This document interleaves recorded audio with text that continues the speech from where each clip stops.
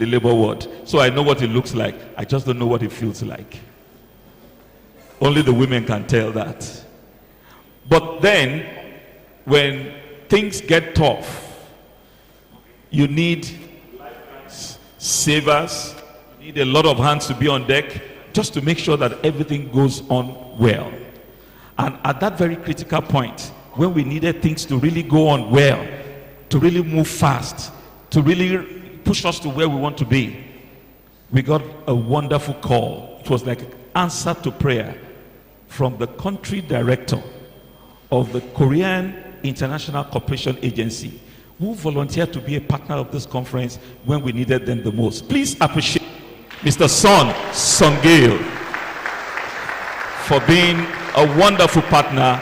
Thank you so much. We really, really appreciate you. And we look forward to more collaboration going forward. I also want to use this opportunity to also appreciate an organization that trusted and believed. In fact, this organization was the first sponsor to say, this is our check. We believe in this conference. We're sponsoring you. We're contributing. Not only that, we are sponsoring a master. Not only that, we are participating in panel discussion. They were just with us everywhere. They were just with us everywhere. So as if they had been a part of this conference right from the beginning. I'd like to take this time to appreciate the entire management and staff of T.Y. Danjuma.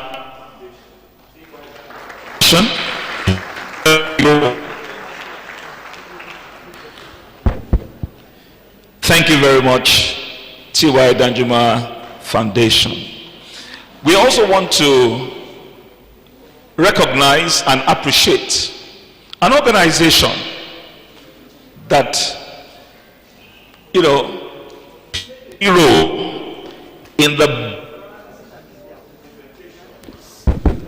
played a hero in the brand presentation of this conference. Like I said, they delivered to us an impeccable brochure.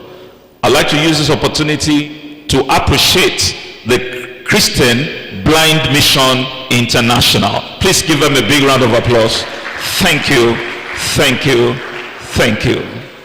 Again, we also want to recognize another very important partner and sponsor who not only partnered with us, who not only, dropped the check when it mattered, but also participated in very, very important aspects of this conference.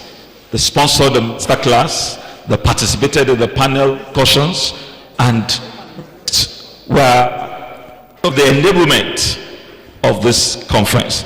Please appreciate iAfrica Cloud School Foundation. A big round of applause for iAfrica. Thank you so much. We appreciate you.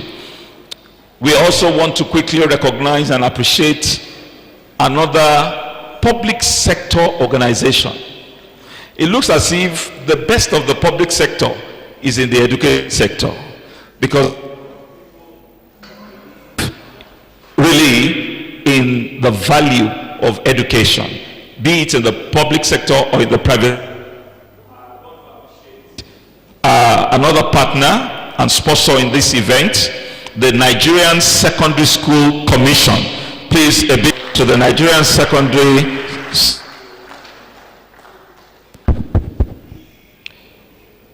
Also, it's never over.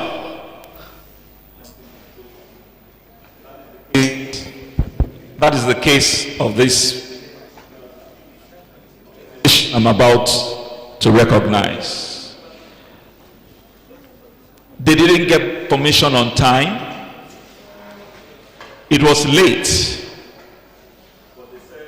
It was late that night. They came through to be a part of this, sponsor the masterclass, gave contribution, participated in the panel discussion, all to make this conference a success. Please appreciate for me the founder of Welby. Thank you so much. We appreciate you. We appreciate you. We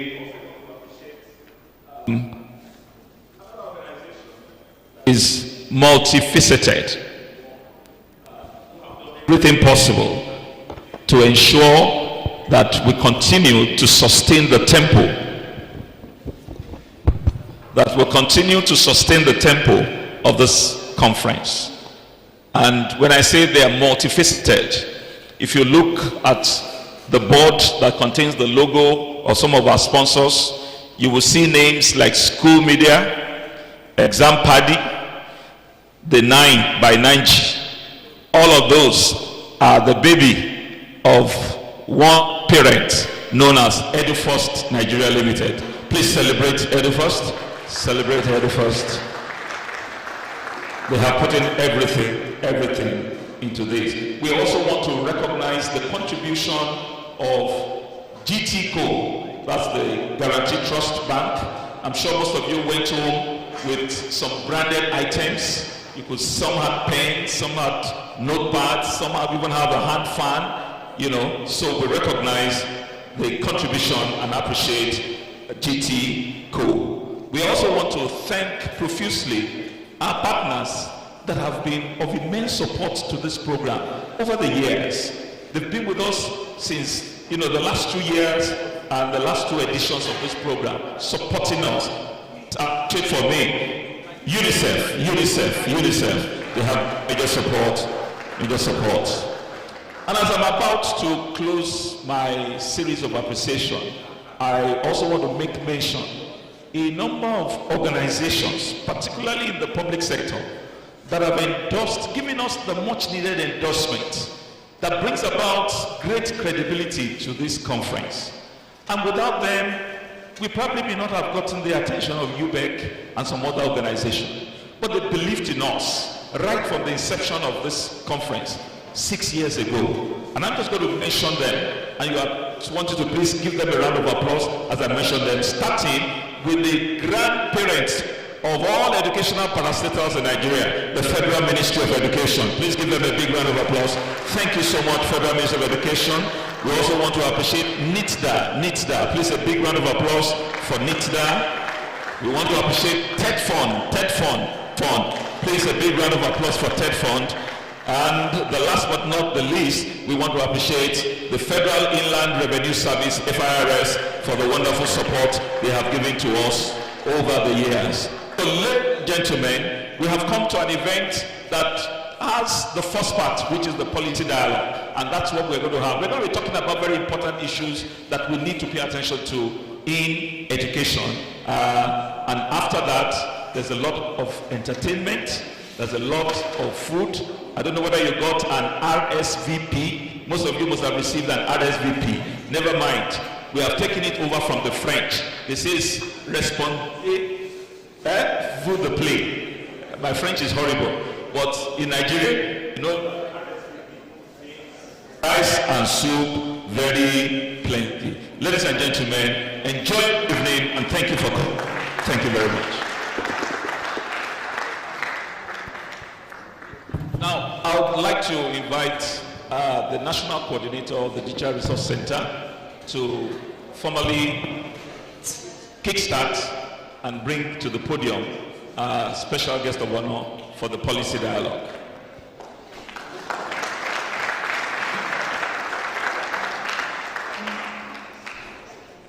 Ladies and gentlemen, when Pastor Adeyemi yesterday crowned me as the midwife of this conference, I called my wife and told her, guess what? I have been crowned the midwife of this wonderful international. And she does not think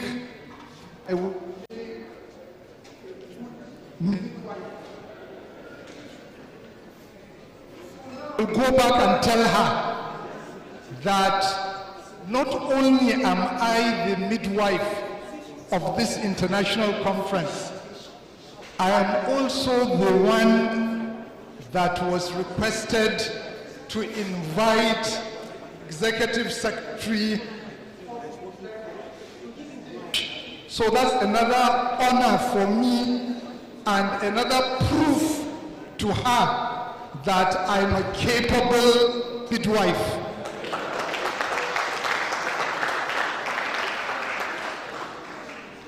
So I want to invite the Executive Secretary and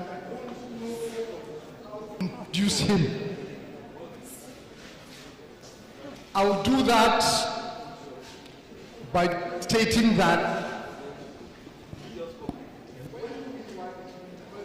together, he was a science student.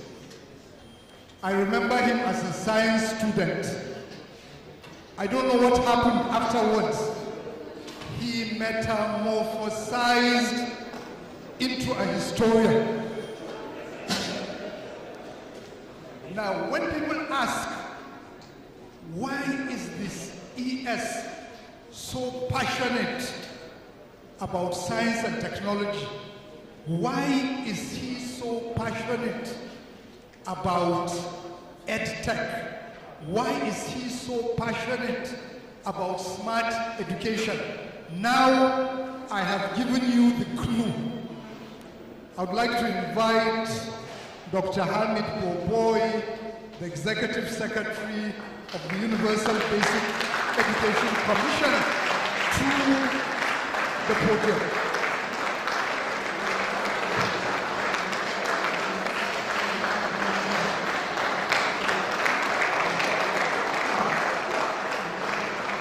He is going to chair this policy dialogue. I believe he's going to make a few remarks and then he'll open the floor for the input of the various participants here. Thank you very much.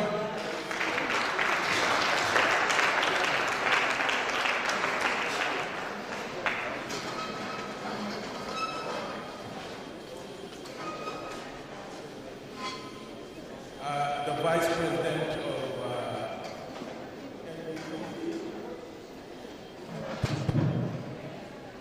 the country,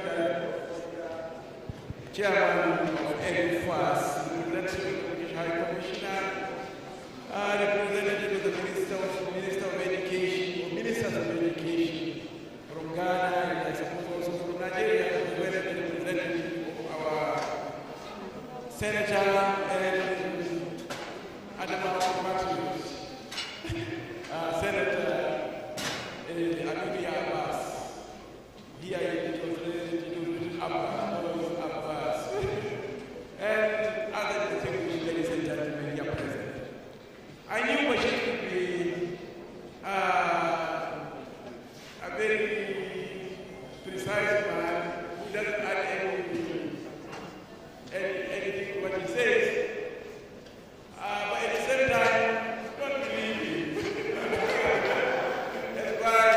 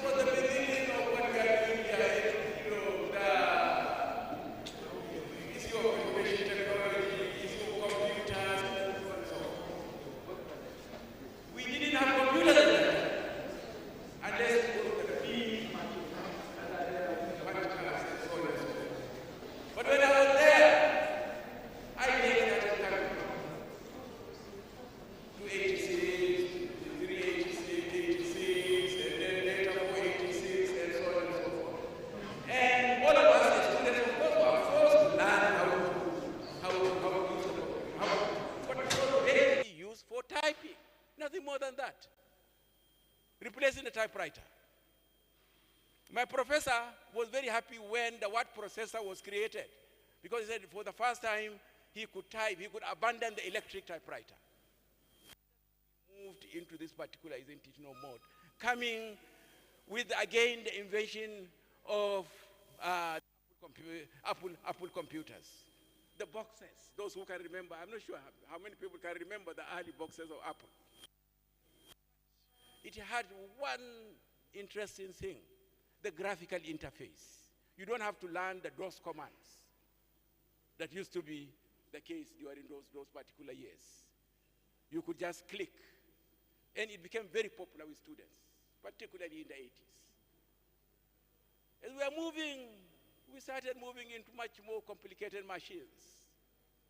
And at the end of the day, anybody living in the US at that time, you have to be familiar with information technology. You have to be familiar with computers. I remembered our university, Northwestern, isn't it, Evanston, Chicago, had the only library automation system, the Lewis system. And they began to develop ways in which you could access libraries in other places. And there was one room where it will take you 30 minutes to know whether a book is available in the University of Harvard or in Oxford University. So, what I'm trying to raise is that it's something that didn't happen just overnight. It's something that took some time to develop. And for us to be here now where we are not even talking about computers, we are talking of a full-blown information technology and a technological revolution that we are all very glad to witness. And so the issue that I'm trying to raise is that we have to now understand what our responsibilities should be, particularly in the area of education. The reason why we are doing all these things in terms of the Digital Resource Center, in terms of the smart schools, in terms of this activity, that activity, to ensure that our children can, by God's grace, be active participants in the information revolution of the 21st century. That they can understand what is going on in the rest of the world. Otherwise, we are keeping them in an archive with their blackboards, with their chalk, with dilapidated classrooms. 70% of them have no chairs to sit on. Even at the moment, our last MPA, national census of schools, still the number of computers are not even up to 5,000 in our primary schools. So we have challenges that require each and every one of us, our companies and the public sector, to see how do we work together and generate the kind of momentum that is required so that we can safeguard the future of Nigeria. We can safeguard the future of our children. And it's very important for us, again, to be very open and very frank about our problems. The relationship, initially, the major problem, and I think public-private partnership that we have been trying to talking about, is at the end of the day, to come to find that, look at all the ideas we're talking about, I don't know what is about, how they ignorate. I remember in Kaduna, I was in Nigerian University.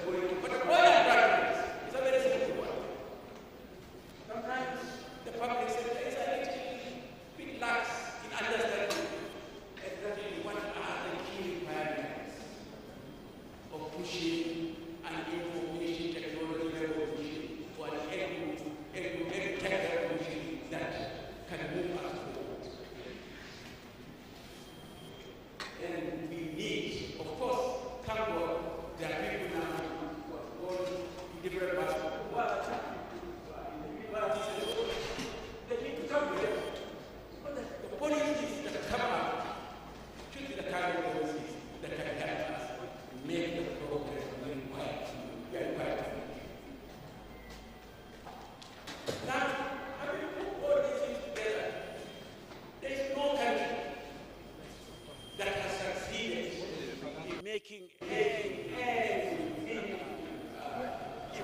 impact as far as concerning this area without the public sector and the private sector coming together. Fundamentally, Korea, Japan, all those areas, we need that. We need to work together. We need to find ways in which we can support each other. The technology that is coming from different sectors, particularly the private sector, the energy that it has, and then the understanding of the public sector of how to relate with our private sector partners in a manner that can generate the momentum that we require to produce those particular results. So I think that's an important aspect, the kind of discussion that we need to have. What are initially the constraints? We look at our infrastructure. You can put everything there. The electricity may not be there. It can fail. We can look at internet connectivity. Again, put all your gadgetry and everything. As long as there is no connectivity, again, we are back to square one. Then we look at even the gadgets. A tablet is not cheap. The amount of money we spend in this country, again, is far below what should be spent in terms of the percentage of our GDP. Interestingly, even Ghana is spending much more. Even our own little neighbors are spending much more in terms of percentage of their own GDP. In the basic education subsector, UBEC gets about 2%, which translates, for example, like this year, about 250 billion or whatever.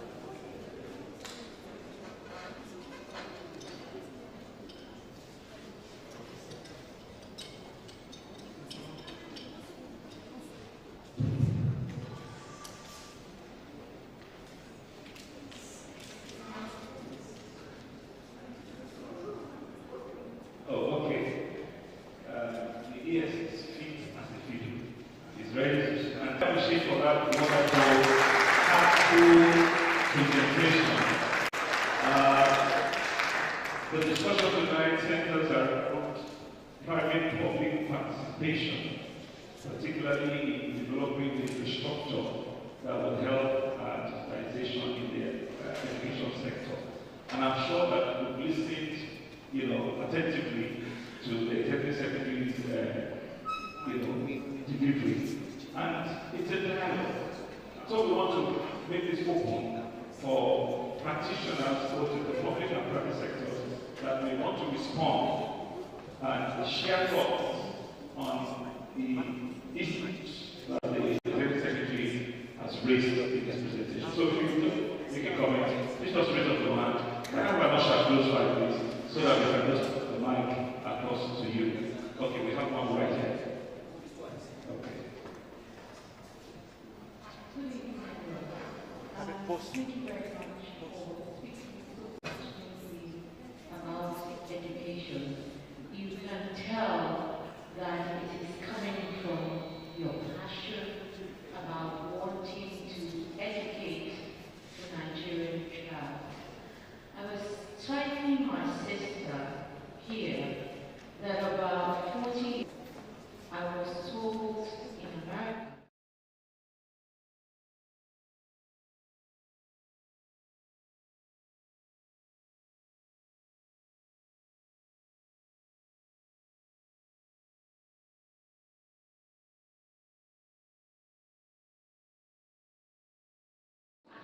about private partnership. And I mentioned what you were leading, so I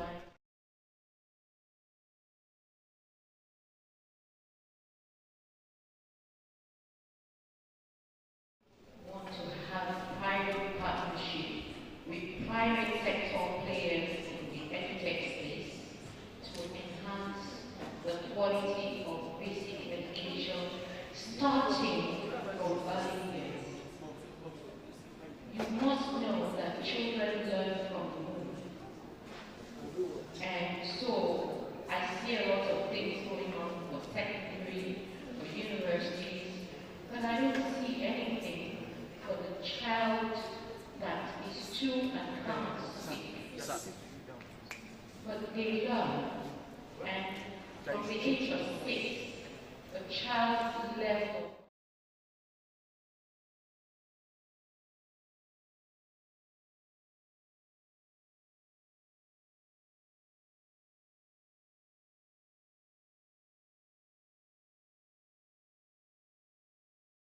we're going to create where we can come and ask questions and know exactly from A to Z how you want us to help.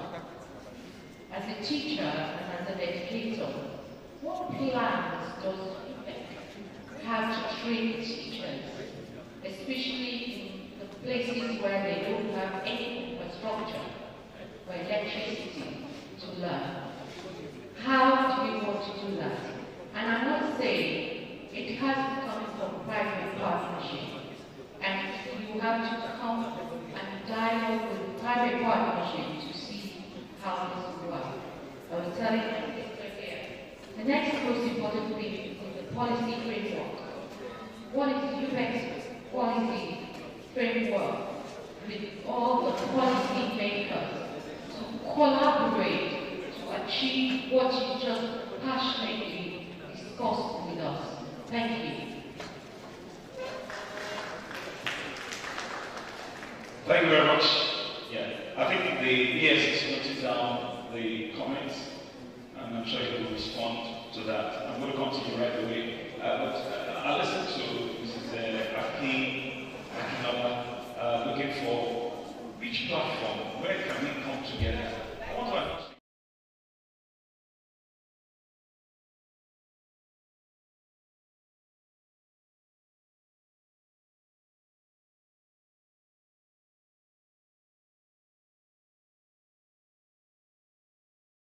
We'll move to the office of the Secretary. Thank you.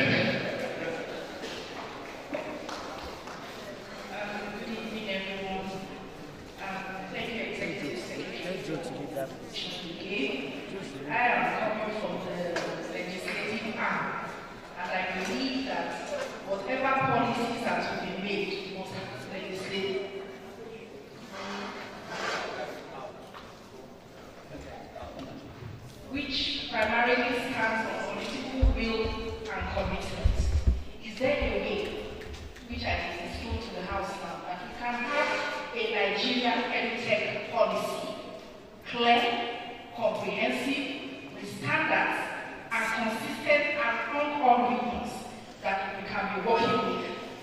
can develop such frameworks, then it will be backed up by budget expansion. You agree with me that we cannot do anything, we cannot start relying on partners when we do not have anything on ground. Charity begins at home.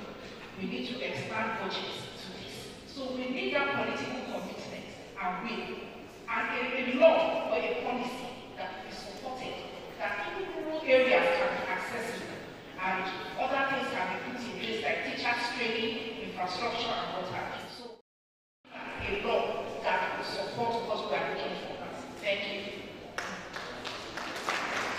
Of course, thank you so much.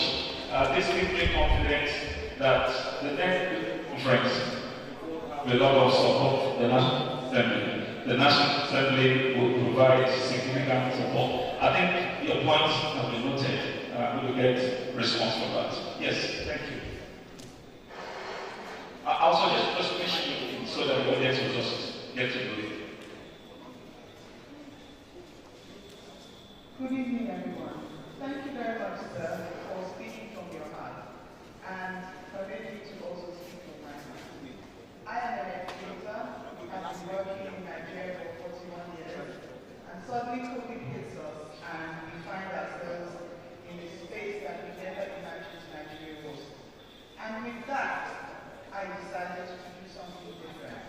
I am not alone in trying to help government fix the problem of Nigeria. I think I have a lot of other school owners and educators that would like to engage in there. But somehow it seems as if the public schools and the private schools don't have an intersection that allows for conversation. I believe that when we talk about teacher training, there's a lot that can come out of public-private partnership in terms of scaling the training of our teachers. We talk about rural education. There are people who are ready to work in the rural sector like myself, but we don't have a way in. I came to this conference not knowing what I do, but help. There are lots of ideas, but we as private school owners, we don't know any of these things, and I think you need to bring us into the conversation, because it will, at the end of the day, because the more robust and collaborative framework to work in. Thank you very much. Thank you very much. A big round of applause for Mrs. Olu, right? Ade Economy, Africa. Thank you very much. It is at the African Edutech Conference that the intersection between the public sector and the private sector, public schools, private schools, public teachers, private teachers meet. And I believe as we go along the line, something wonderful is about to happen to education in Nigeria. Thank you very much, and I think you are in the right place and the right people are hearing. We'll take one more comment, and then we will hear from our Ghanaian brothers who have also a very wonderful perspective. So please, Sade, over to you. Chairman, Nigerian-British Chamber.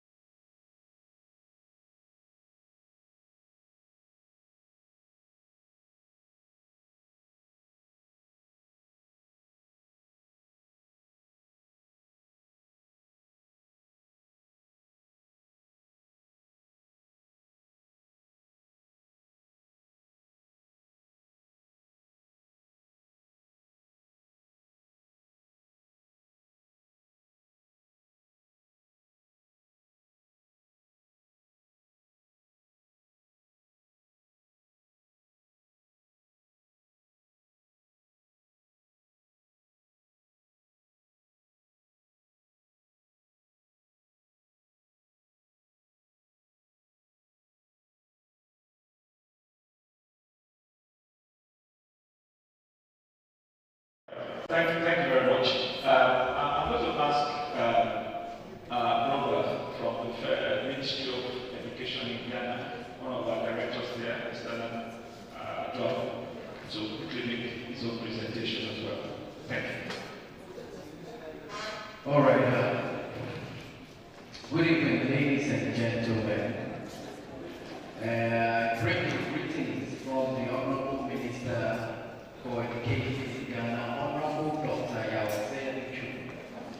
And we believe that we have all seen what has transpired today for the past 3 days. And I want to congratulate the organizers for African Edutech Conference for creating such a platform for all of us to come and do a deep dive on edutech. Let me share a few areas that Ghana we have done when it comes to edutech and education as a whole. My name is Nana Jeff. I am the Executive Director of the CENCOS. And CENCOS is the Center for National Distance Learning and Open Schooling. My mandate is very simple, to make sure I mimic the same education that we do in the brick and mortar talk and shop online.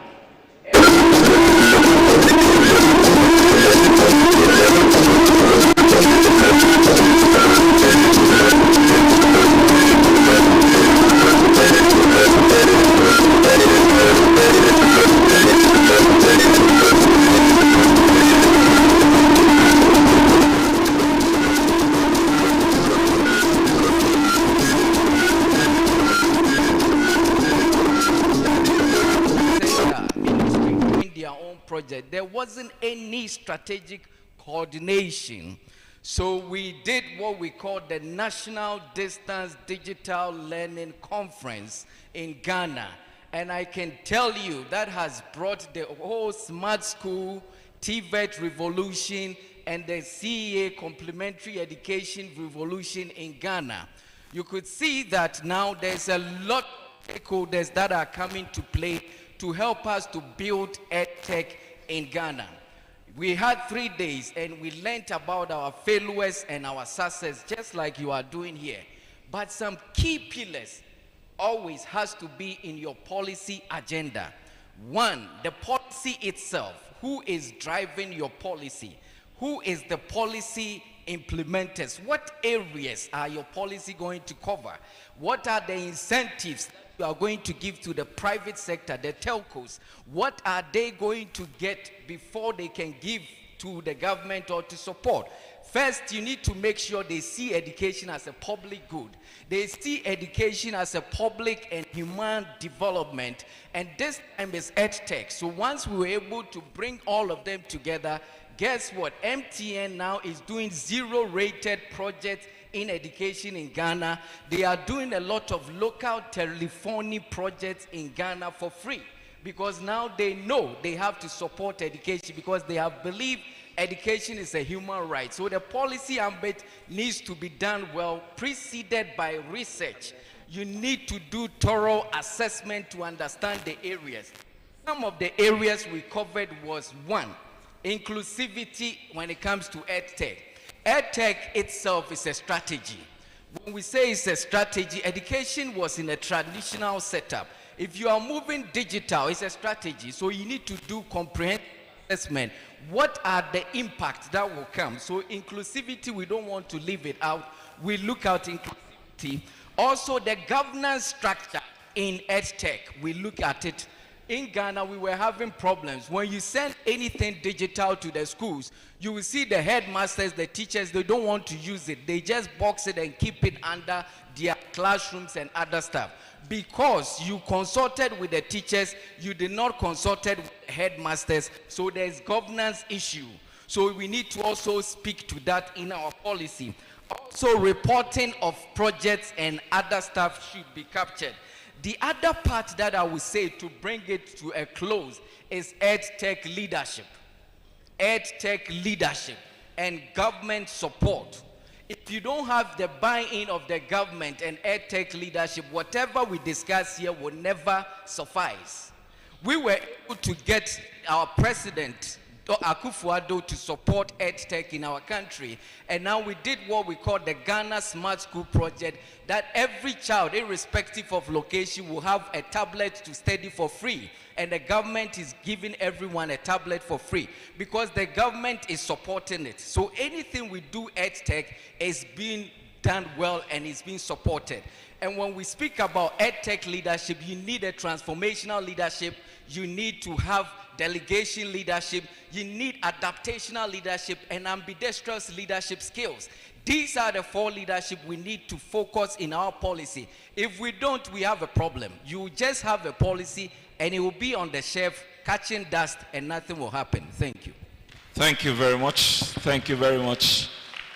Something struck me in Mr. Aduaba's presentation, the need for EdTech leaders, which means that they become EdTech evangelists that can ensure these things happen rather than just keeping it at the table of government. So there's adoption, people we will go there to preach the gospel of EdTech in various places so that it can permeate the society.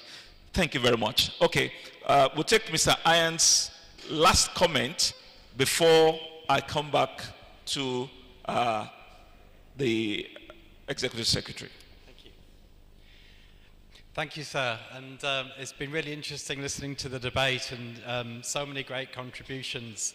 And I was particularly struck, I think, by some of the comments from our friend in Ghana, where also we're pleased to support the government of Ghana. I gave an address on the first day of the conference talking a bit about the EdTech Hub, and as I said, I think that one thing that underwrites a lot of this, including the issues of public-private partnerships, is actually the global evidence base and to be able to monitor and figure out what's happened. I do think there's been a couple of public-private partnerships that have certainly heavily used EdTech in Nigeria, and I believe one of the largest is actually from Edo State, what's known as Edo Best.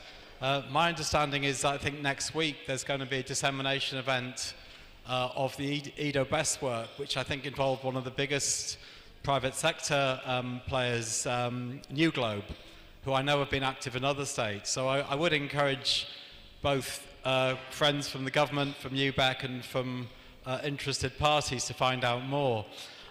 I think one of the principles there is always about the transparency and accountability of the nature of the public-private partnerships, because I think the cost element, it's one thing to say that something has impact, whether it's on learning outcomes of children, the equity, the gender factors that I focused some of my remarks on.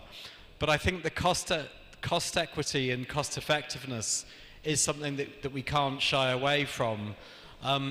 Dr. Babai talked a lot about some of the funding challenges, and of course any solution in Nigeria has to take into account the fiscal realities, but also the fiscal governance structures that govern Nigeria. Obviously there is a lot of autonomy given to the government, to the state governors, and obviously there's evolutions coming now with the LGA financing. So I think there's a lot of scope for public-private partnerships, and not just, I would say, in EdTech. The UK government's been heavily behind public-private partnerships, for example, in Punjab, in Pakistan, where I think 3 or 4 million children are educated, often in private schools. I think raising to the lady across who raised what is the role of the private schools. So there is also, a lot of evidence out there and experience in how to set up public-private partnerships. But some of those principles does need to be government leadership and a lot of accountability and transparency on the financial arrangements. Okay. And these are areas the UK government are always happy to get involved with. Thank you very much. Okay, thank you very much. And thank you much. It looks to me that the stage is set for some more detailed and in-depth discussion of how to realize the potentials of public-private partnership. Now, ladies and gentlemen, we can convert this talk show to a night vigil. and talk from now to tomorrow morning. But I think our food is waiting, so we need to wrap up this session as quickly as possible. So I'll hand over the mic to Dr. Boboyi to respond to the...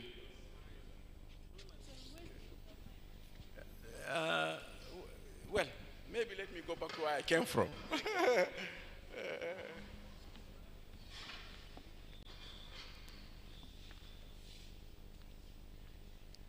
Well, thank you very much for the comments coming from different parties. I think they are very enlightening, and it's part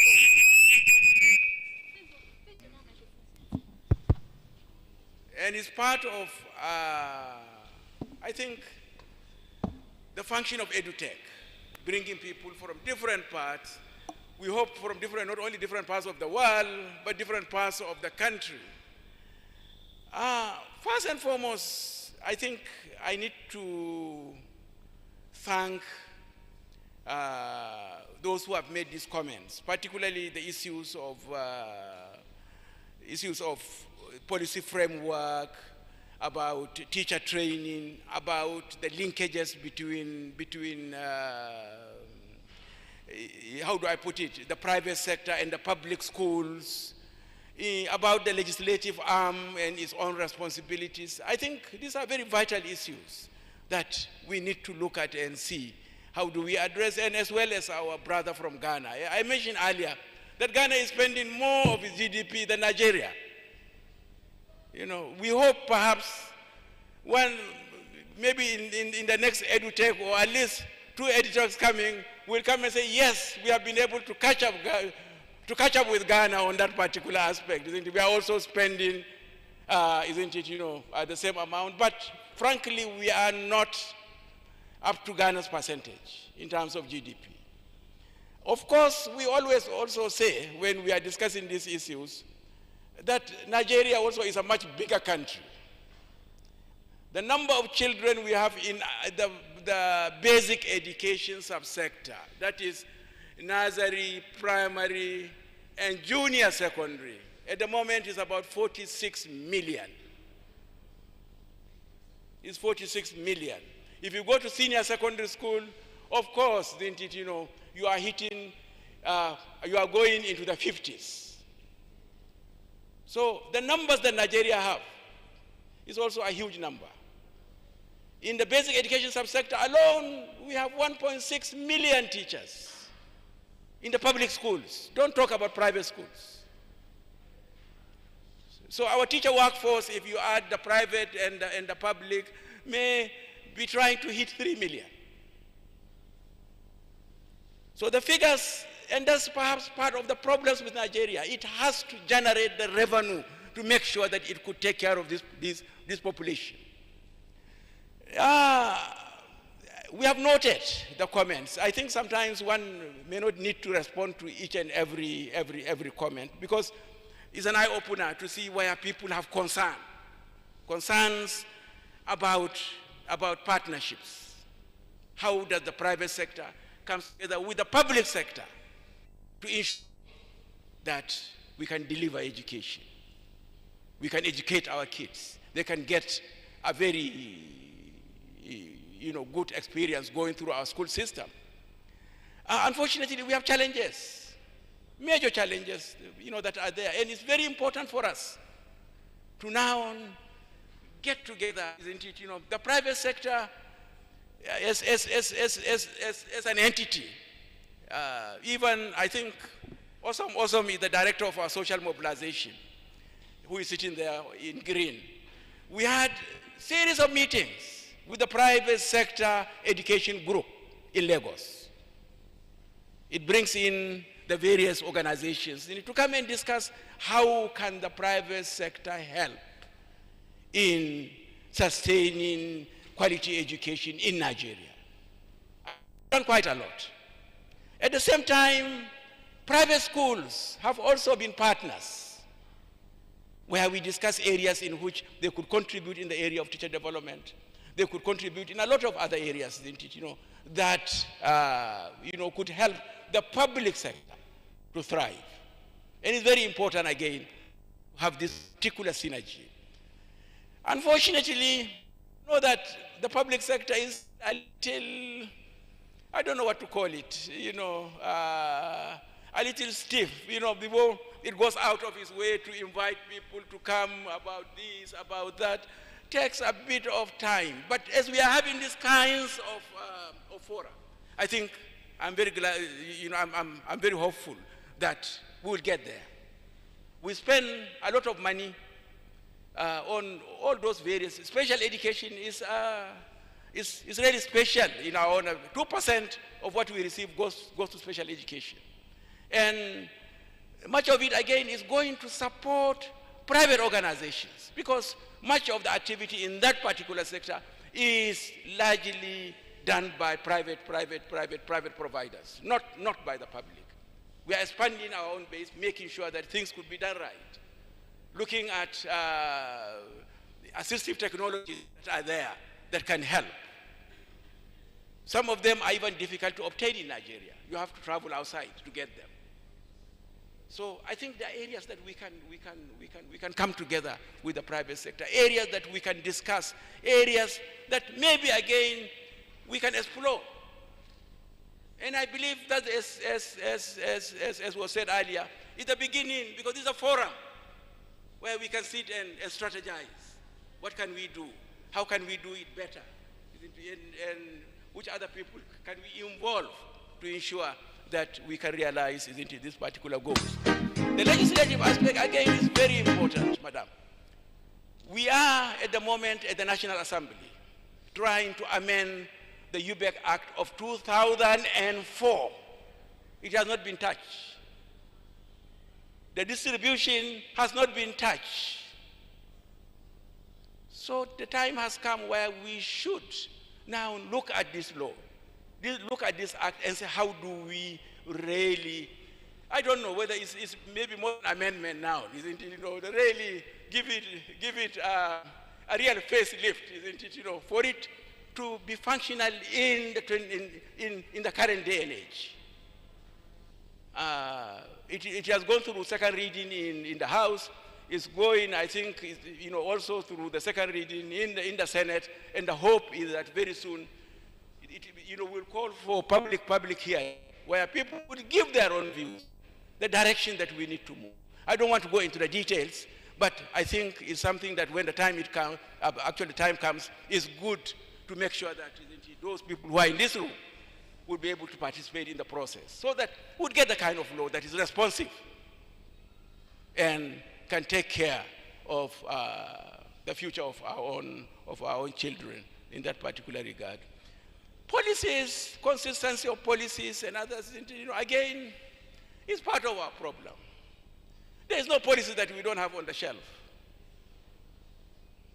No policy, every policy is there, isn't it, in terms of, in the various subjects, about this, about that, the issue of the curriculum, the issue of how to take care of children with special needs, how to do this, how to do that. We have a roadmap. I think I'm glad that somebody raised it. Did you know that we discuss, isn't it, for the next 10 years, that will guide us.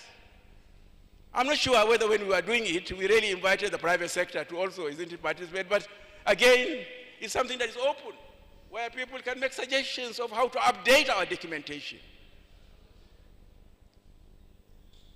But the most important thing is to make sure that the effort we are making, that we have started in terms of opening discourse, opening the dialogue, where we can come together and find what is going to be best for our children, what is going to be best for Nigeria, what is going to be best for our region as West Africa, and ultimately as Africa. This is an African conference. Thank you very much.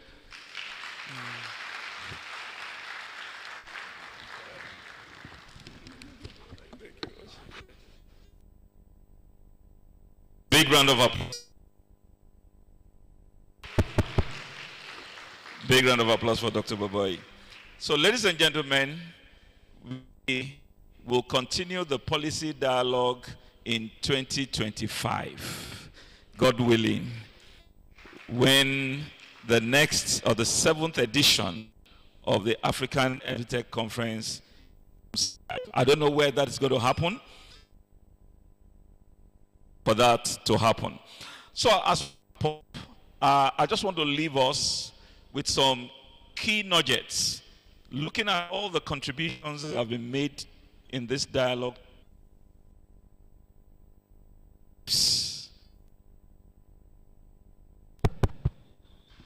Number one, from all our discussion, we need not just a clear policy that we have, but this policy must be well known by all practitioners. So it's important that we find an opportunity and a forum to make these policies available, clear, and known to all practitioners. Secondly, we need a revision of the law. Dr. Boboye just mentioned that the UBEC Act of 2004 has not been reviewed. That's 20 years ago. So it's important that that act is reviewed. And I'm sure that representative arm would help take that as a takeaway. The third one is that the public-private partnership needs to be deepened. There's a lot to be done, and the public sector is calling out to the private sector, come and participate. If a forum like the African Edutech Conference is a forum where these categories of practitioners can meet on a regular basis. Fourthly, there is need for more funding and transparency. Funding and transparency. I take the recommendation from a director from Ghana on the need to choose or select edutech leaders, or you may say edutech champions, that will help preach the message and help to further push forward the deepening of edutech in all aspects of the country. And lastly, there is a need for a continued forum for the PPP, so that this partnership, the public sector and the private sector, want to foster for the progress of education, will indeed become a reality. And this way, we will bring to a close the policy dialogue session for tonight. And I want you to please just give all our participants a big, big applause. Thank you so much. We'll move on to the next segment of the activities.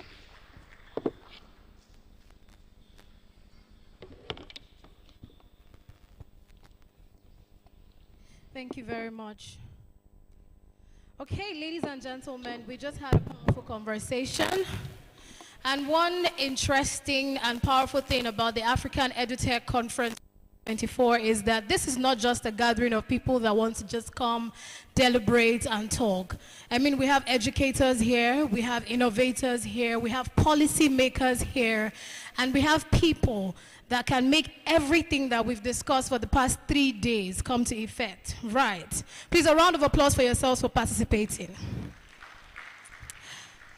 It's been almost 72 hours of talking, and it is with all the light in my heart that I tell you, ladies and gentlemen, you have come to the end of talking. It's now time for us to celebrate. Are we excited? Okay, now it's time for the awards, the African Edutech Conference 2024 awards, and we'll be calling out the deserving people. Would like to first of all appreciate those that have joined us from different parts of the world. I mean, we have representatives all the way from Ghana, a round of applause. We have representatives all the way from Korea, my new brothers and sisters. I'm dressed like you today, a round of applause. Representatives from Britain, a round of applause, please. And you Nigerians, please, a round of applause for yourselves too. Thank you. So now the first award is to our keynote speaker for the African Edutech Conference 2024. And this award will be presented by the Executive Secretary of UBEC. Please join me welcome once again on stage Dr. Hamid Boboyi, who just gave a powerful speech. Thank you so much for being with us from beginning till this day. All right, here. Okay, and this award for our keynote speaker is to be presented to Honorable Yo Osei Adotum, the Minister of Education, Ghana, ably represented by Mr. Nana Gyamfi Adwabo. Thank you so much. The award, please.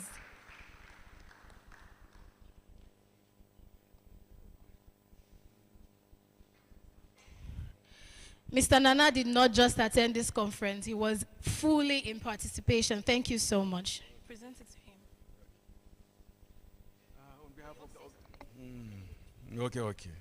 him. On behalf of the organizers, we are exceptionally happy, gratified, and honored to give you this award on behalf.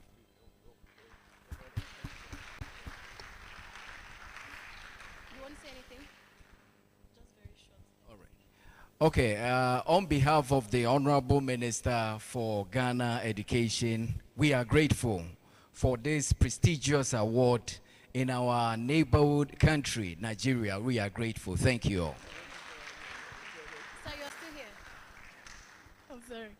Okay, the next award is for the Chairman, Senate Committee on Science and Technology, and this goes to Senator Aminu Iya Abbas, duly represented by his peer. A round of applause, please. Duly represented by Charity and Naja.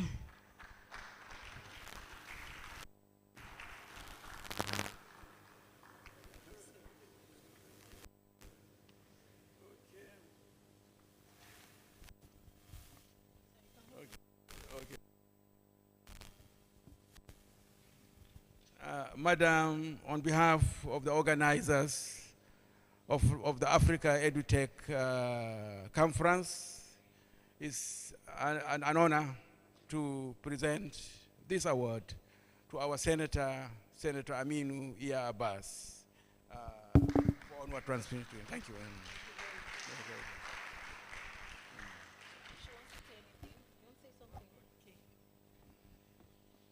I want to say a big thank you on behalf of Senator Aminu Iya Abbas, and I want to commit to whatever is being done here and say that whatever comes to his table for legislative action, we promise that we'll take it through. Thank you very much. Okay. I can go now? No, sir, you're still here. But you hold on to the mic. Okay. So Dr. Hamid will be my co-MC for now. All right, the next award is presented to the President and Chairman of Council, MBCC, Mr. Ray Atley. Please, a round of applause. Oh, okay, it will be delivered in Lagos. Okay. But congratulations and thank you so much for your impact. Another round of applause for him, please. Thank you. So the next award is to Professor Bashir Galadanchi. A round of applause for the coordinator, Digital Resource Center, UBEC. Our wonderful landlord. Thank you so much.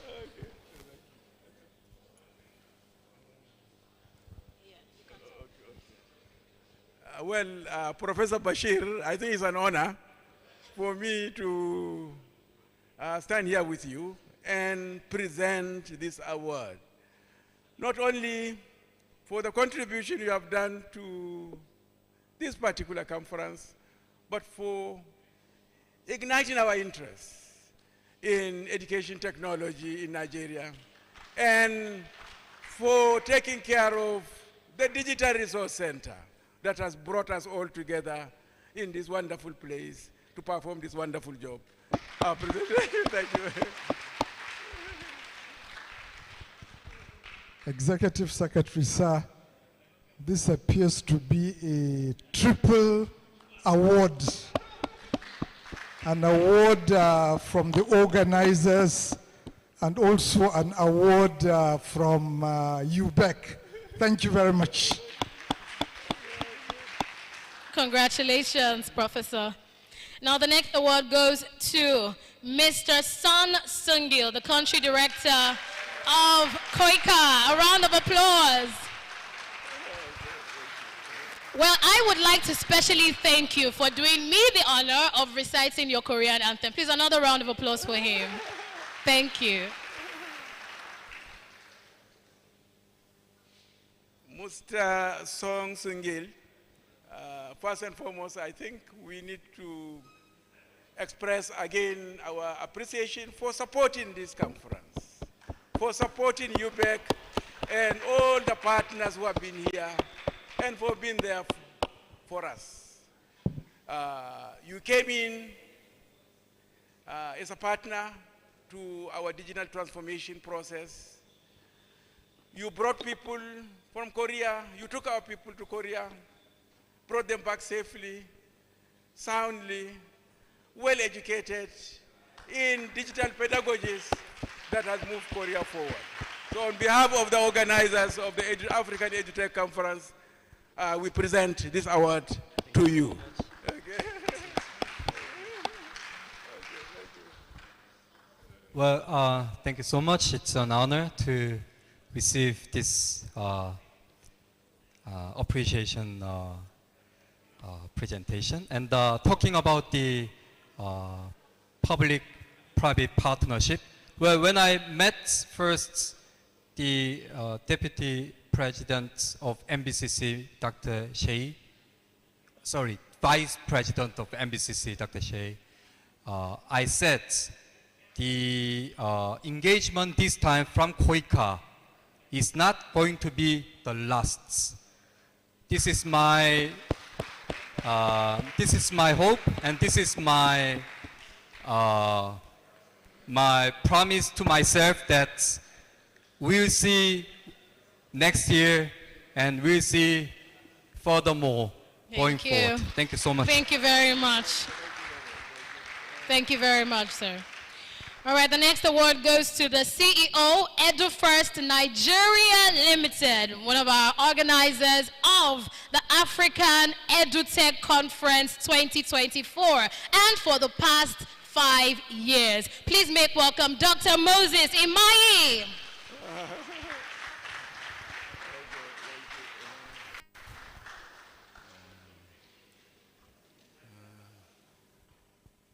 Doctor, I'm highly privileged to present this award to you. As founder of EduFirst Nigeria Limited at the 2024 African First Nigeria, as the 2024 African Edutech Conference that has taken place. You have been a pillar of education technology in Nigeria, and it's our privilege to give you this particular award. Thank you very much. Thank you. He's a man of very few words, but congratulations. Now this next award goes to the Vice President and Chairman of the Education and Schools Group, Nigeria-British Chamber of Commerce, and the Chairman of the African Edutech Conference Planning Committee. I mean, the Oga Pata of the Planning Committee of this wonderful conference. So please, ladies and gentlemen, put your hands together. Make those applause resounding as I make welcome Mr. Shei Adeyemi. He anchored the policy dialogue beautifully well. Thank you so much for your impact in education.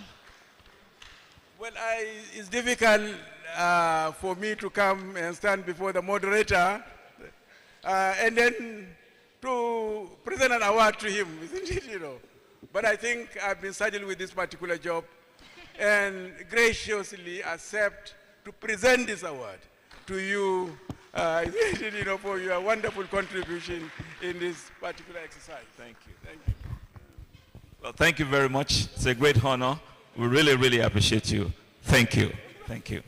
Thank you.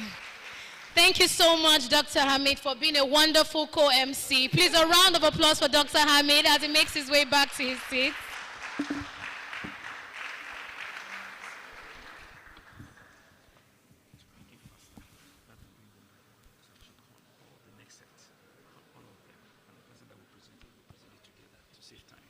Okay. All right, the next set of awards will be presented by the chairman, EduFest Nigeria Limited. Please join me, welcome upstage, Dr. John Nwabiala. A round of applause, please.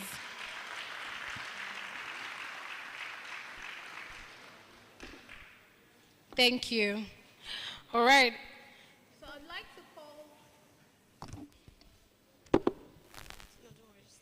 So I'd like to call all the recipients to come up stage together, so we'll make the presentation at the same time. But please do not stop clapping for them as they make their way up stage. Please join me, welcome up stage the CEO, Red Carpet, California, USA, Mr. Dan Lane. Congratulations, Mr. Dan. The Deputy Vice Chancellor, Central Administration, Nile University, Abuja. Not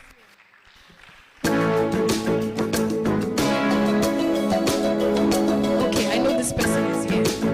Please, a round of applause for the founder, iAfrica Cloud School Foundation, Mrs. Modupe Adeyinka Oni. Thank you. Please also put your hands together for the Director General, NITDA, Alhaji Kashifu Idowa Abdullahi.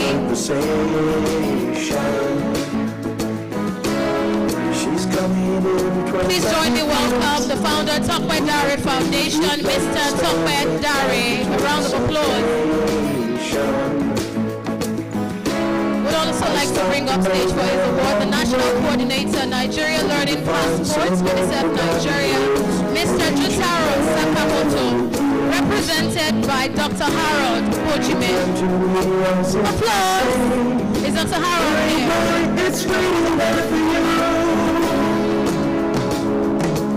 The award for Mr.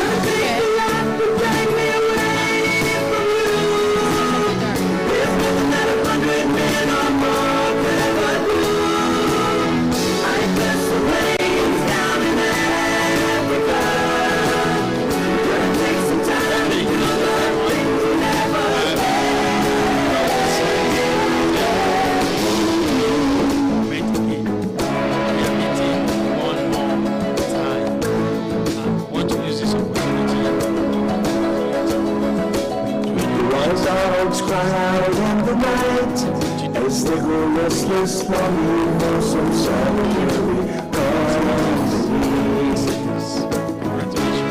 I know that I must do what's right. Sure as Kilimanjaro rises like Olympus above the Serengeti. To participate in more in future. Congratulations, man. Congratulations. This is presented to Mr. Tokwe Dare. You are standing in for Tokwe Dare, okay. This is for you. Congratulations. Please keep up the good. Thank you. Thank you so much, Dr. McJohn. A round of applause for Dr. McJohn Nwabiala, the chairman, EduFest Nigeria Limited. Now to present the next set of awards, join me, welcome upstage the coordinator, Digital Resource Center, UBEC. Please can somebody help us? Thank you. All right,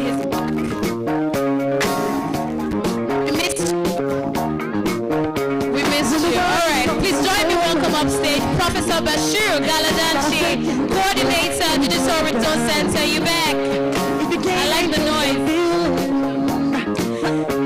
Now the first recipient, media, thank you. The first recipient of this category of award, the CEO Tungsten Group, Engineer Bello M. Togo. A round of applause, please. Here.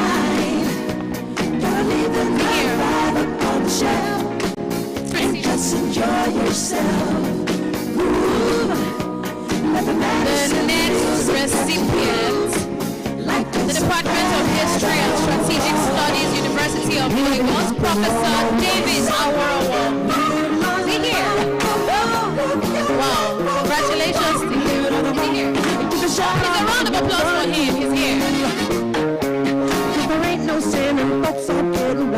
Prof was in the panel session yesterday and it was fantastic. deserve it. Thank you so much. Gonna put you down. 'Cause with a party, people night and day, living crazy, that's the only way.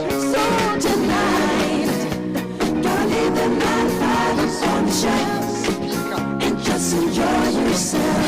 Ooh, and everybody sing music get to you like it's so bad at all.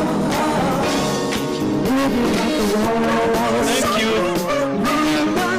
I'm very surprised. I just sat there, chatting with friends, and I want to appreciate the organizers of this conference. Companies of all sizes use BigQuery to uncover new insights from their data, like cost savings, operational efficiencies, development, and who are passionate about education.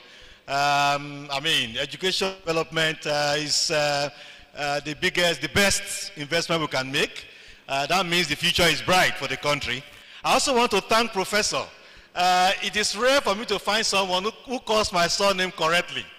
I was surprised he called Awo Rawo. That is the correct pronunciation of my surname. Thanks so very much for all you do.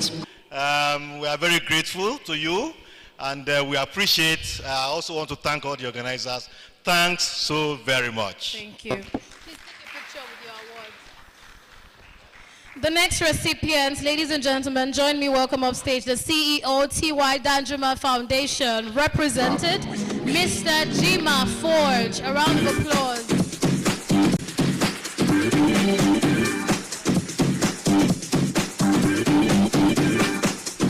Join me, welcome up stage the program coordinator, community-based inclusive development, Christian Blind Vision International, Mr. Fuang Shak War. Is he here? Thank you. Please a round of applause for him.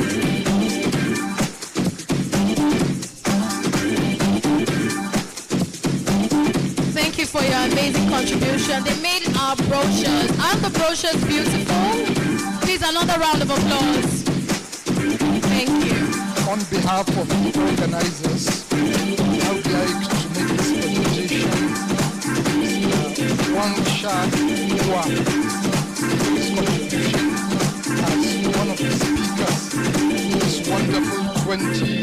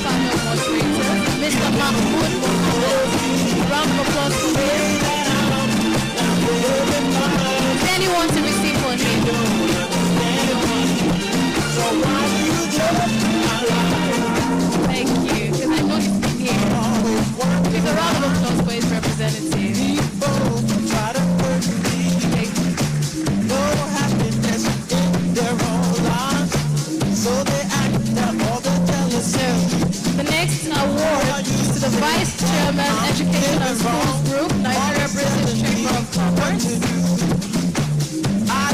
The next award goes to the Head Research Development and Digital Resource Center, US, a distinguished member of the panel of judges. Please make welcome Dr. Mrs. Mary the Town. Let the applause be loud, please. Thank you, Mama. Thank you for being so helpful. Thank you.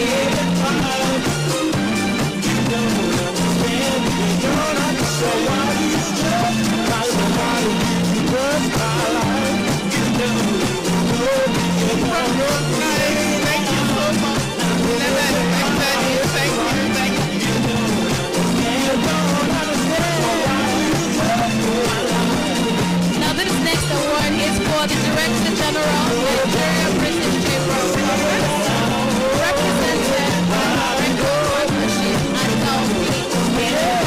Please a round of applause for Adelphi Oyezeba to represent Dr. Ebere Njoku.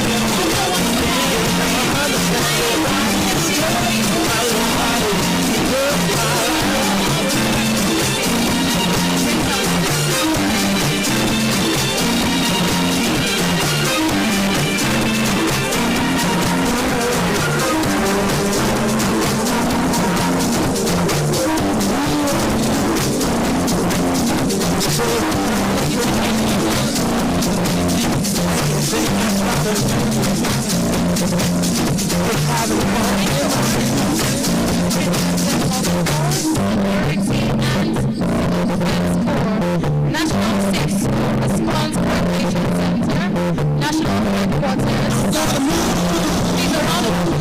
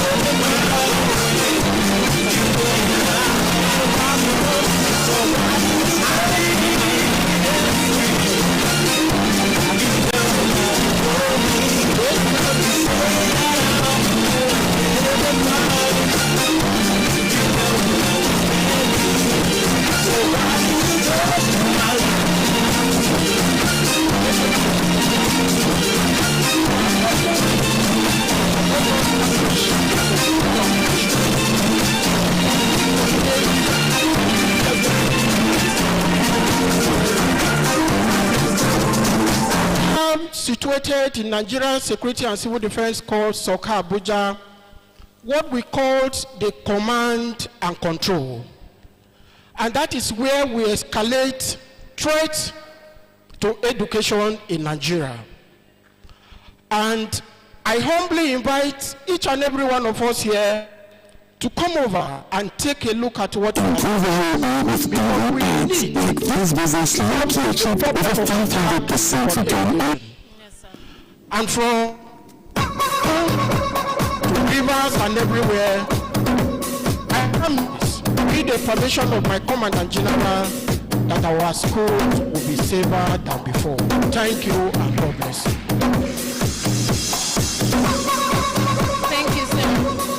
Now this next award goes to the founder of WowB, one of our partners, Sir Bola Olayomi. Please a round of applause.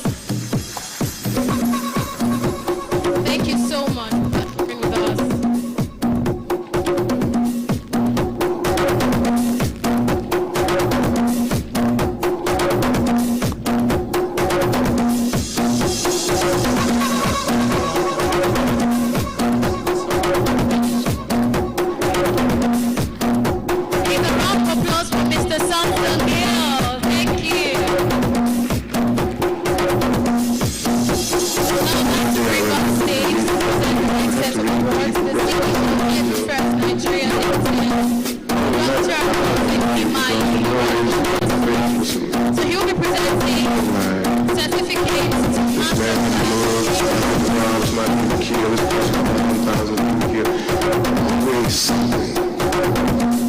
and it's worldwide. Social issues, terrorism.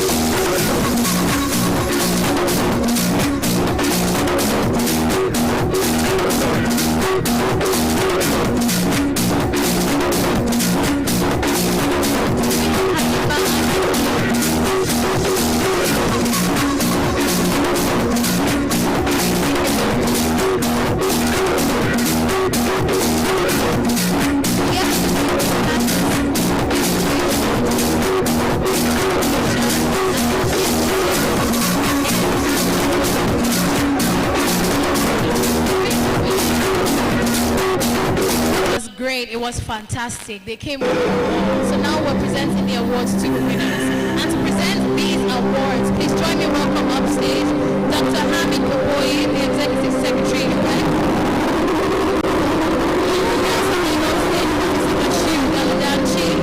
The coordinator, help us lead upstage. Carrying me through desperation. The God was waiting for me. It took so long. Still I believe some of the ones I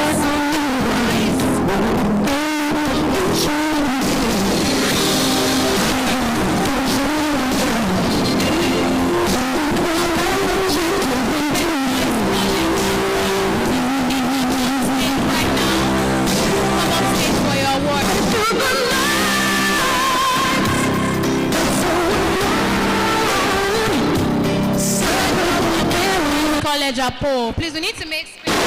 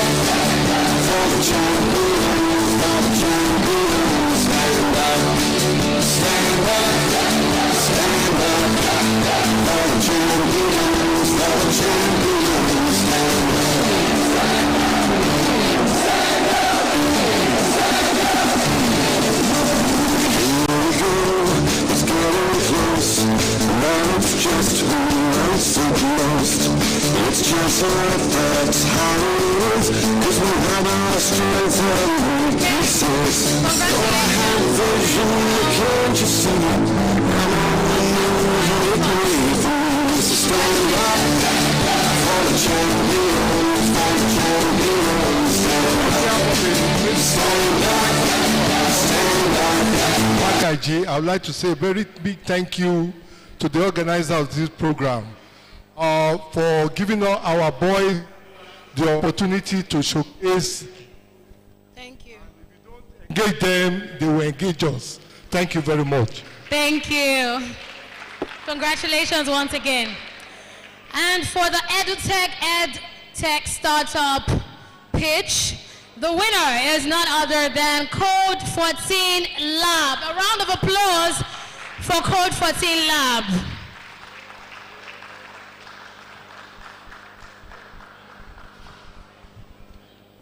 Going home with the prize of 250,000 Naira.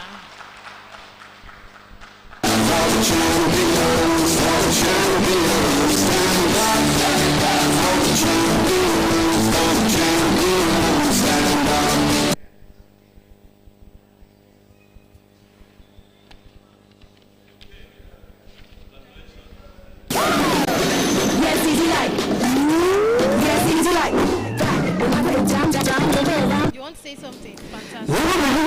It's not by the power.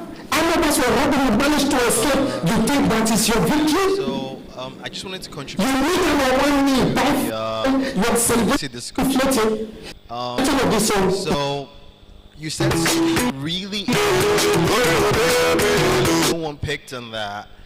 The stakeholder chain in EdTech literally will determine the success of any intervention plan, right? So even if policy is to be created, it literally needs to account for incentives, right? Schools have to be incentivized by that policy, and the teachers, most importantly, have to be incentivized.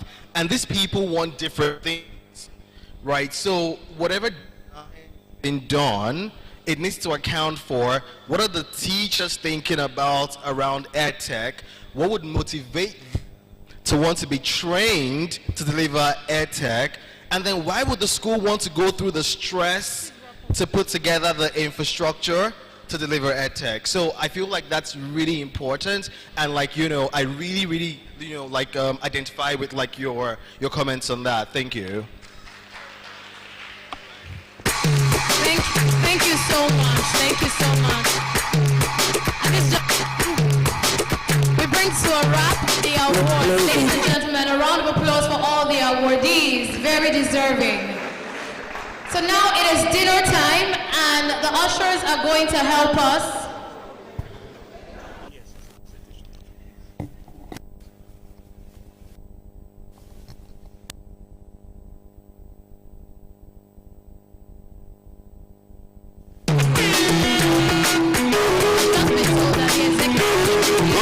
Presentation to make. Ladies and gentlemen, please let's be patient. Dinner will be served after this presentation, and it will be done in an orderly manner. The ushers are going to help us first from the front, then to the back. So please, let's just follow the ushers once it is time. And while we're having dinner, Federal Government Boys College Apo will serenade us with their beautiful, beautiful dance steps. It's going to be an exciting night. But join me, welcome upstage the Executive Secretary once again for his presentation, Dr. Hamid Boboyi.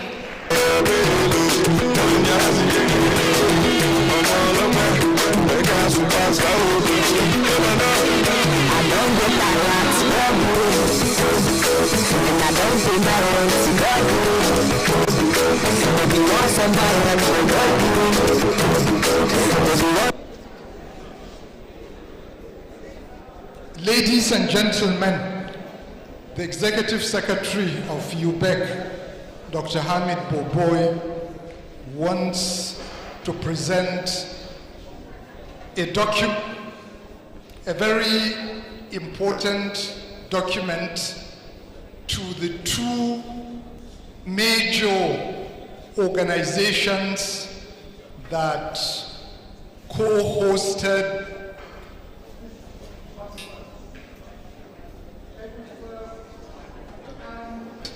NBCC. The third host, Koika, is already part of our family here at DRC, and in particular here in Abuja. But for our Lagos visitors, first of all, I would like to call on the Vice President, NBCC, Pastor Ademi, for the Executive Secretary to present the 2022-2023 National Personnel Audit Report. It's one of our very, very important documents, and that's why the ES is presenting this document to NBCC.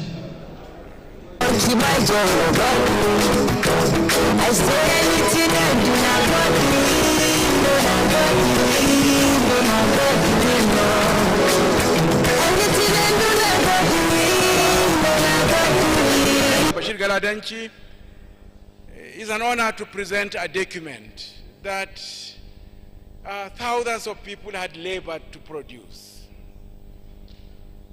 because of the absence of edutech. In our law, in the UBE Act, we have what is called personnel audit. Personnel audit is done every 3 years, where our people go to each and every basic education school in Nigeria to collect data. Why this is important to me is the last one we did, we said, let this be the last manual activity which should be done in the collection of data in Nigeria. EduTech is coming, and I think we need to give them that relic of the past. We have mobilized to make sure that our school system will be automated. Data should be coming each and every day of the week and analyzed and utilized by the school managers, the head teachers, and other officials for the management of the education system. It was in 2022 that we went out to do this activity. Even though we were using tablets, it was still a semi-analog activity.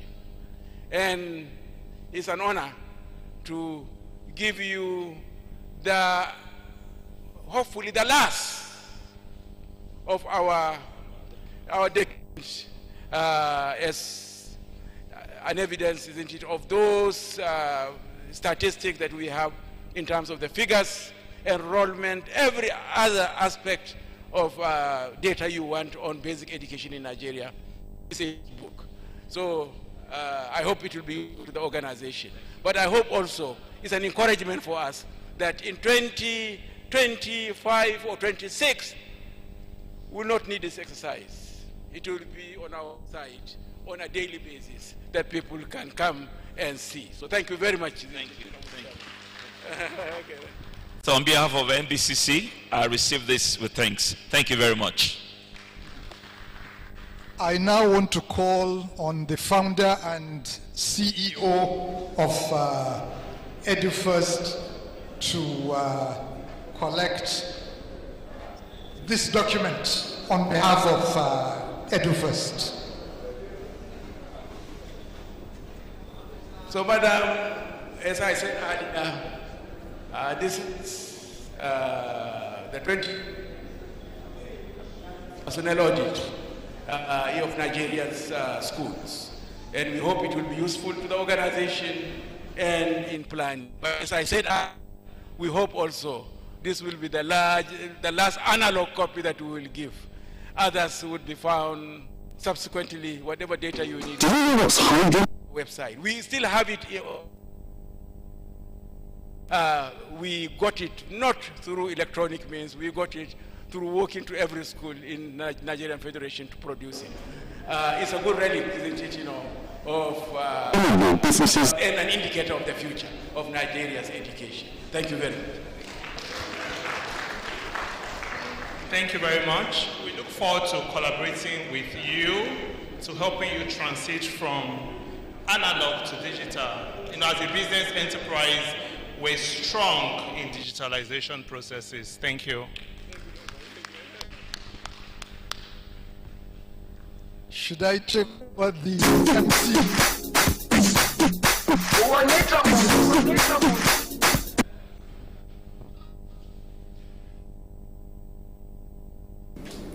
It's not by the power. I know that's what happened. Managed to escape. You think that is your victory? You do this thing so well. All You right. meet her one me, buy flour and propose, and she said she will marry you. You think that is your victory? Will help now. You cannot get the money. You get the money. You're celebrating and spreading. Starting from the high table, then all the seats in front before we go over to the back. Enjoy the rest of your evening. My name is Victory Wilson, and it's been a pleasure. Let's just network, have a fantastic time, and we'll see you in 2025. A round of applause. Thank you.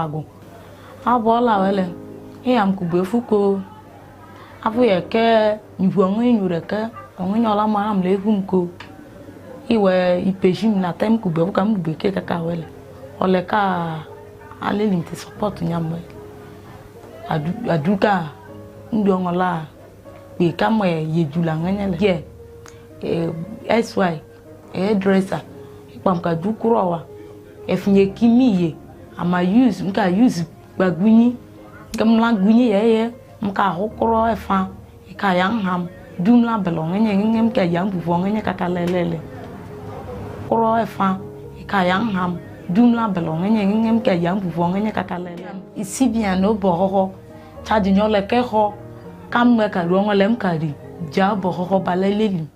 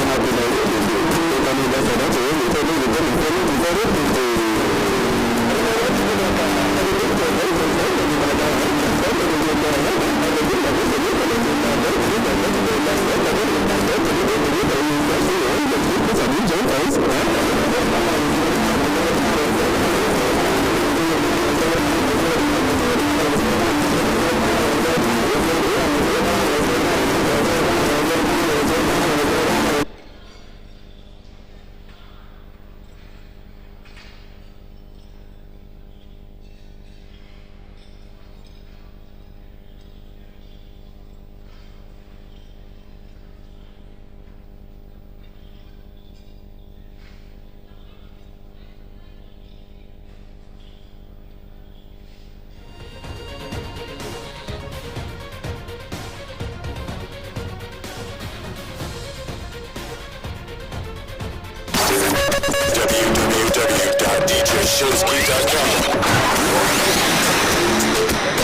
Mixing the best international music, it's your favorite DJ, DJ Showski. DJ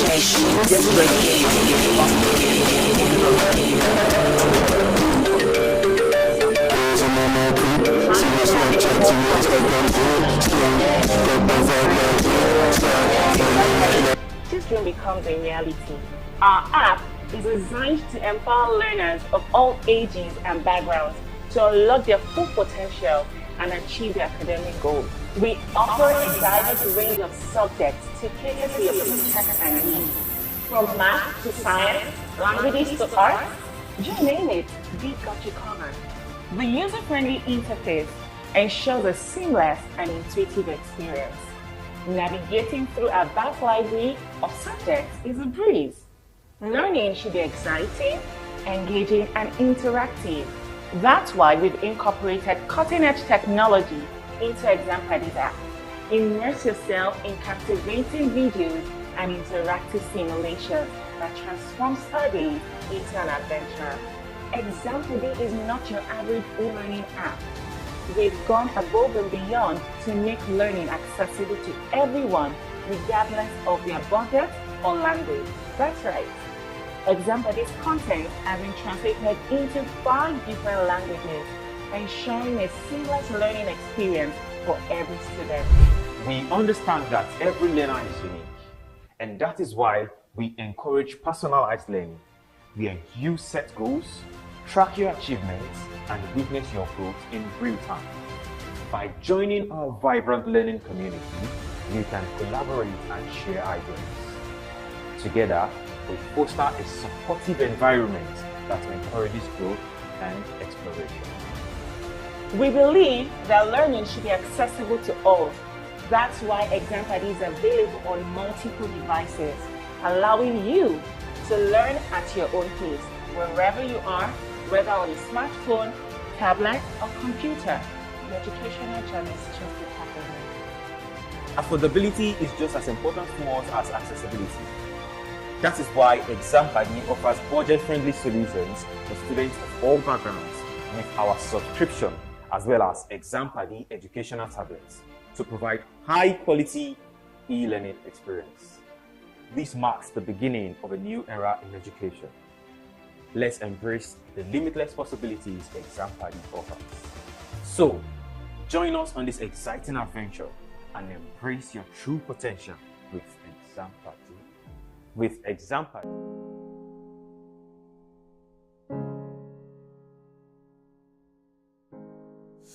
Kaka doro jum donjo ma je figure le doro jum logogo kaka na je de kaka so nka po mo tun yo gba yenyen ni o ti no gbe we nka use nya nka pe gba kwa bago abo la wele e am ku be fuko abu ye ke nwo nyu re ke onwe nyola ma am le kum ko iwe ipejim na time ku be fuka mu be ke kaka wele ole ka ale limite support nyamwe aduka ndongola be kamwe yejula nganyele ye sy dresser ipamka dukurowa efinye kimiye ama use nka use gbagwini kamla gwini ye mka hokoro efa ka yanham dumla belong ngem ka yang bu ngene katalelele koro efa ka yang ham dumla belong ngem ka yang bu ngene katalele ici bien no boho cha di nyole ke ho kam ka ro ngolem ka di boho baleleli.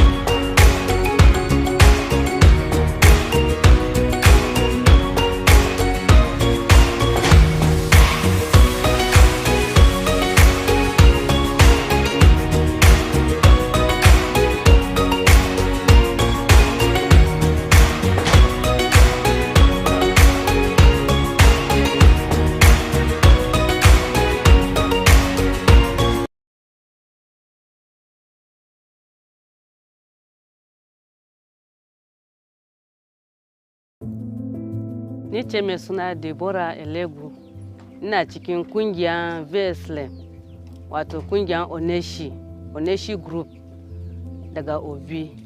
Gaskiya tun da an fara wannan kungiya da na ji labarin wannan kungiya, da na shiga cikin wannan kungiya, ai kai mana training a cikin wannan kungiyan yadda za mu sarrafa kudi. A cikin wannan kungiya na dauke kudi, farko wannan kungiya sun bani 100,000. Da na dauke wannan kudi ina jujjuye shinkafa nan da shi dan na yin shinkafa nan daro daya ne, amma da na karba wannan kudi na zo na yi shinkafa ya kai wajen buhu daya, ina gan cin gaba daga buhu daya yana je buhu 2 buhu 3 da yake muna samu cin gaba a ciki wannan kungiya haka yana bunkasa. Sannan kuma cikin kudin da ina dan samu riba kadan sai na sake sa wani sana'a kuma ma yara peanut suna yi peanut din a gefe, sai su dora peanut din masu sari ko shago suna zo su saya peanut din musu kai su je su sa a shago domin cin gaba wannan kungiyan. Har ya sa yarinya na yanzu nan tana makaranta, tana high station a Ogun State, tana private university a wurin tana read nursing. So a cikin wannan kungiya din har yanzu da muka ina cin gaba da shi har na samu kudi muka siya da kudi. Mun siya land na wajen na 200,000. A cikin 200,000 nan na biya 150 a cikin wannan a cikin ta dalilin wannan kungiya. Wanda ya sama har saboda concrete na siya concrete kaza guda 12 kanana na siya su. Yanzu yadda ina yi yadda na a sample na kunga na injin din nan, yanzu shinkafa da ina yi yanzu nan ya kai wajen buhu 20 a yanzu, domin amma daga kwanon kaya 2 3 har ya zo kai buhu 1 buhu 2 har ya kai 20 yanzu nan, domin su CBM wanda suka bada kansu domin wannan corporation gaskiya na ji daɗi sosai.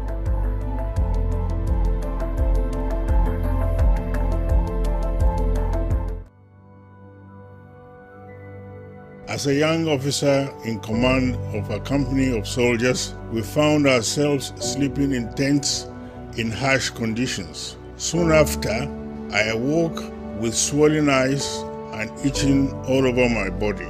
I had been bitten by a black fly. I'll never forget my fear when the doctor told me I had river blindness and I may lose my sight.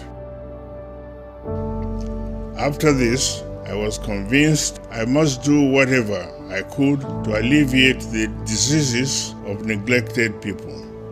This passion sculpted the first 10 years of the foundation. General T.Y. Danjuma has been at the forefront of the fight against neglected tropical diseases in Nigeria, especially in Taraba State, by supporting a formidable local organization, Mission to Save the Helpless, since 1995. General Danjuma's determination to combat diseases of the poor culminated in the creation of the T.Y. Danjuma Foundation in 2009, with the mission of increasing access to quality healthcare, education, and empowerment opportunities for Nigerians, T.Y. Danjuma Foundation is the first private philanthropic grant-making organization in Nigeria. Since 2009, the T.Y. Danjuma Foundation has awarded more than $41.5 million to implement over 340 projects in 36 states and the Federal Capital Territory, which have directly impacted over 10 million lives. Through dedicated partnerships with strong indigenous organizations, we have made a difference in the lives of millions of Nigerians. We have only just begun to address the needs we see, and we want to inspire you to join us as we discover new ways to improve our nation and help our communities wherever we are, however we can.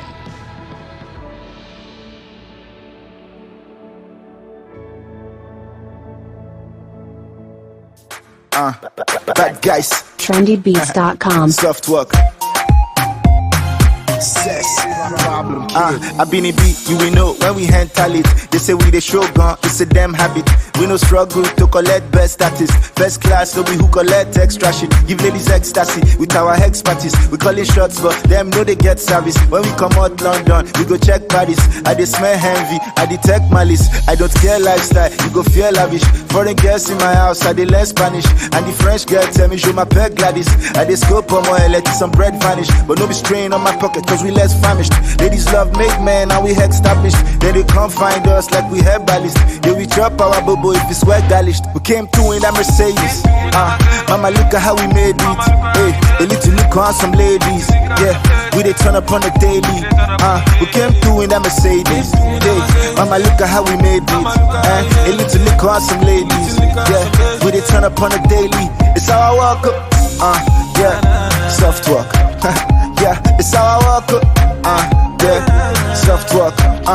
Yeah, it's how I walk up. It's the life we chose. I could have been in chambers. No regrets, this one they pay pass. We get the drive, we get all the papers. Trust nobody, real niggas stay scarce.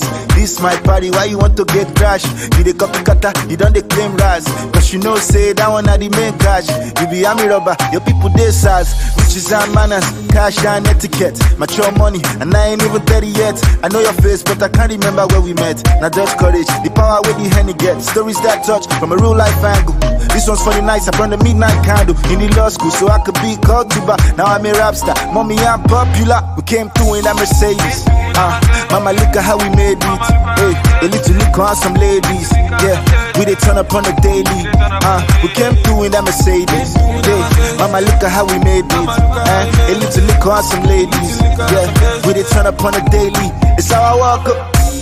Yeah, soft walk. Yeah, it's how I walk up. Yeah, soft walk. Yeah, it's how I walk up. Working hard, but we hardly working. When you find girls, them start be twerking. You go pause like Duro, no. Bami go, show the backside, I mean, no. Yeah, I show Bami more. All this money make a nigga fatty bomb. We are now big, so we can now pretend. We can now find a style, we can now be friends. But you don't know the game in toto. You want to try lucky, maybe you will win lotto. Even real talent gonna still need promo. If you fake your own death, if it's still no blow. Bami want my tole role play, Tony logo. I'm a to yellow B, Sikira to sing dodo. A damn said that already knows the coco. Cause I don't have many power to defeat Zobo. We came through in that Mercedes. Mama look at how we made it. Hey, a little look on some ladies. Yeah, we they turn up on the daily.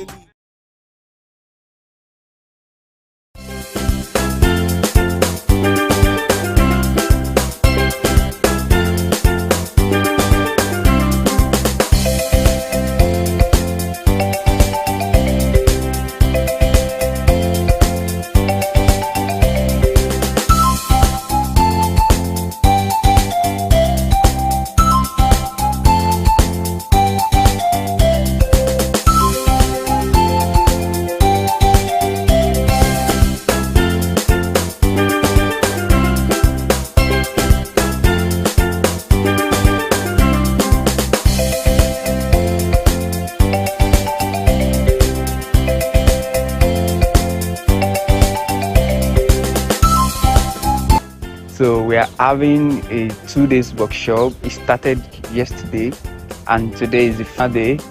It is on digital literacy, essentials in digital literacy for basic teacher, is to make sure that the teacher gain access to digital literacy. They are aware, they have the knowledge, and the goal is to be able to reach out to the student, because we believe largely that if the teacher are aware of the digital literacy, they know the software and the hardware of computer, they have access to how to make use of it to assess the student, and to be able to use things like Canva, Google Class, and all. It will enable the student outcome. It will make the student more alive to digital, and they will be able to caution.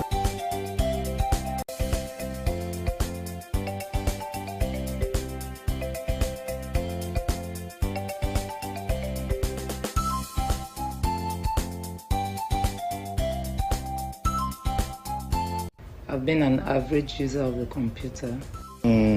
I have a little knowledge, but now I think I have a better knowledge of how to use a computer.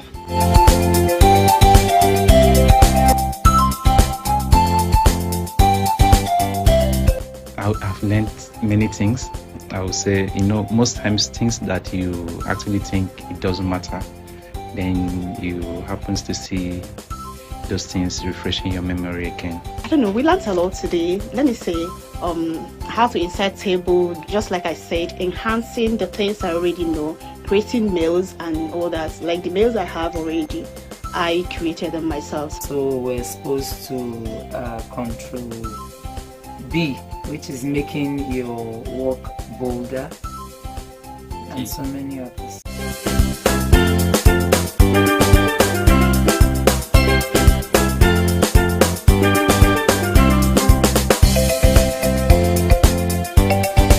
Challenges I experience in today's training is this should be a situation whereby maybe a teacher should, an instructor should be attached to a particular group, so that for a better learning and understanding. I don't have any challenge because the corpus were in places to put everything and made it very simple for us to understand.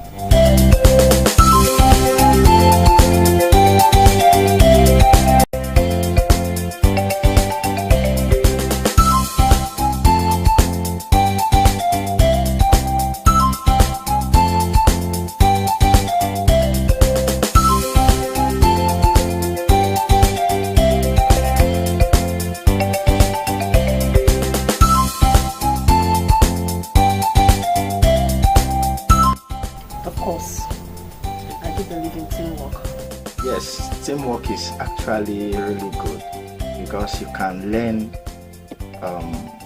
from the other persons in the group. Of course, teamwork is very necessary. It helps people to get to understand people's weakness. So teamwork makes people to learn faster.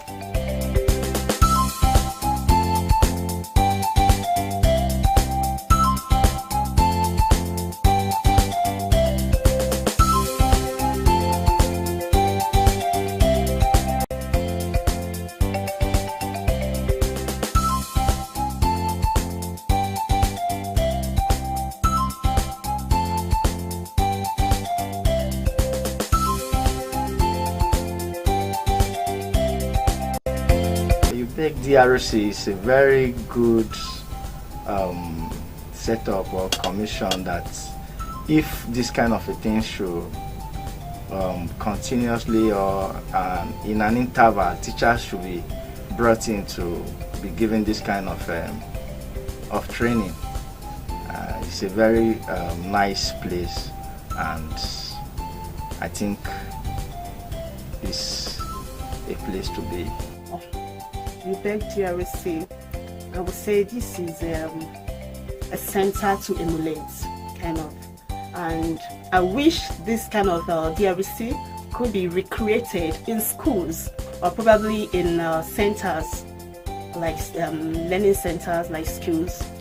This is just it's a very nice place to be. The vision for UBEC DRC is top notch, especially now that we are going global. Because with ICT now, without ICT actually we can't really do much. But with UBEC and the trainings that we are receiving, I believe that we'll be able to take our students to speed with what is happening, especially with global practices.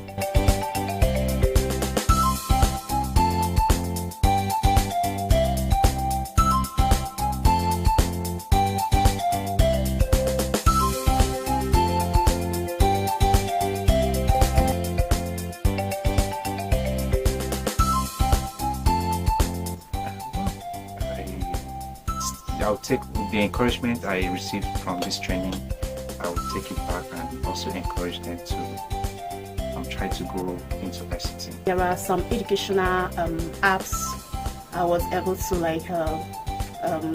I got to know from here, and then with the help of those apps, it's going to enrich my lesson planning and then enhance my delivering of my lectures. I want to believe that with all that I've learned again today, my lesson preparations will be richer. I really benefited from the online resources that were shared with us yesterday, and now I know sources where I can get more materials to boost my lesson preparation and delivery. Like how a single word can make a heart open. I might only have one match, but I can make an explosion. And all those things I didn't say were wrecking balls inside my brain. I will scream loud tonight. Can you hear my voice this time? This is my fight song. Take back my life song. Prove I'm alright song. My power's turned on. Stop me right now. I'll be strong. I'll play my fight song. And I don't really care if nobody else believes, 'cause I've still got a lot of fight left in me.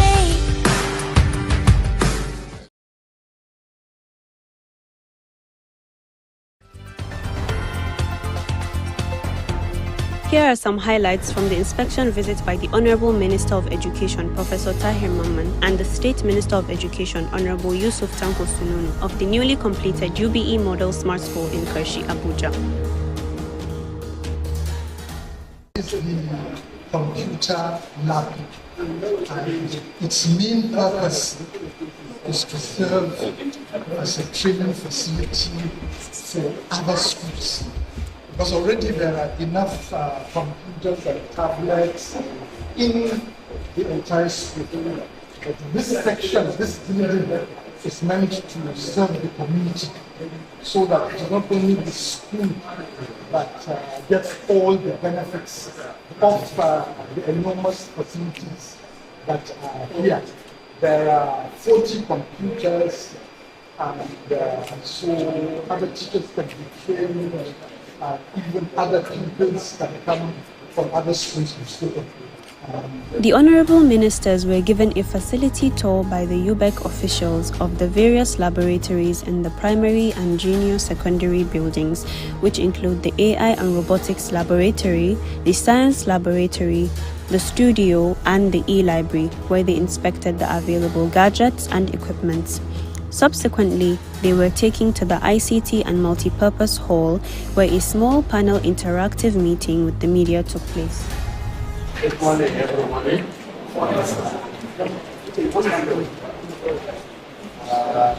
It's nice for us to have here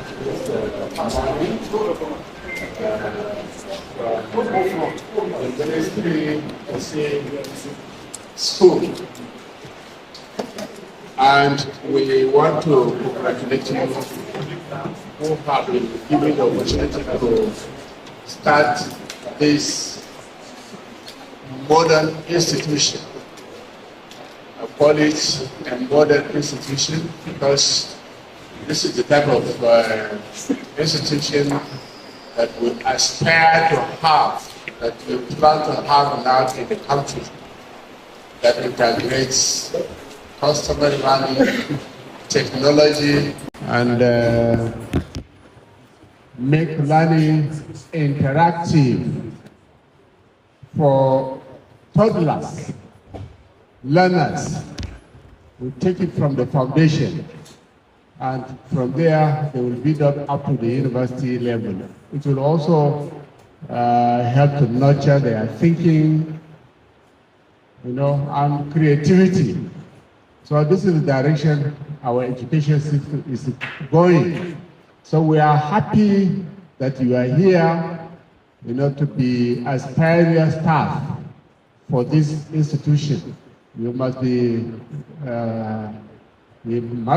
really very lucky and happy for being in this kind of position.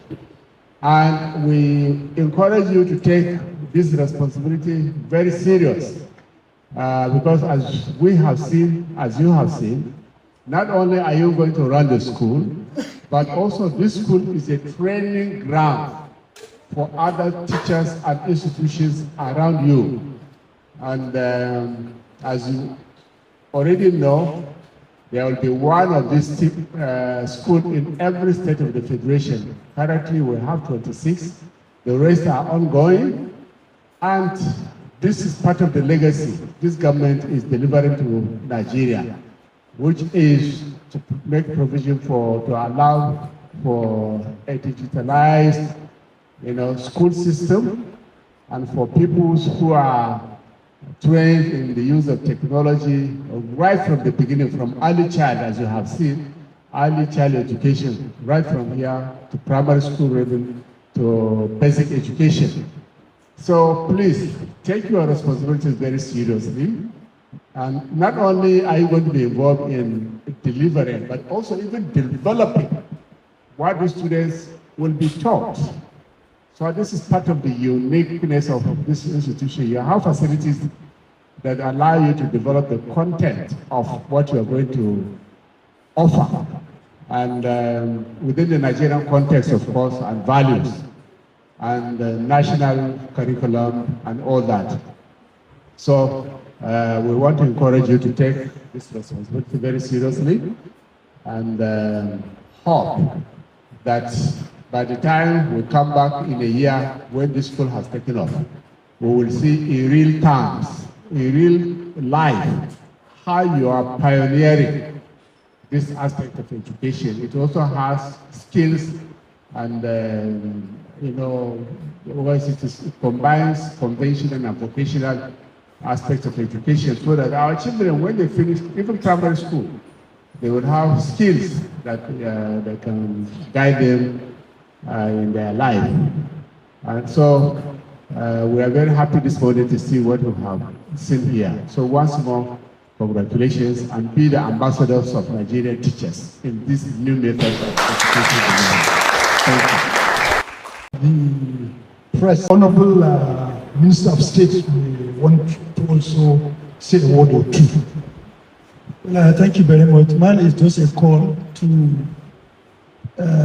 Karshi people, and we're happy that the traditional ruler is here. Please take the possession of this school. It's the government property, but it belongs to you. Your people and children start to benefit directly before any other person. So please jealously guard it. Use your office, formally and informally, to see how you can contribute to the security of this property.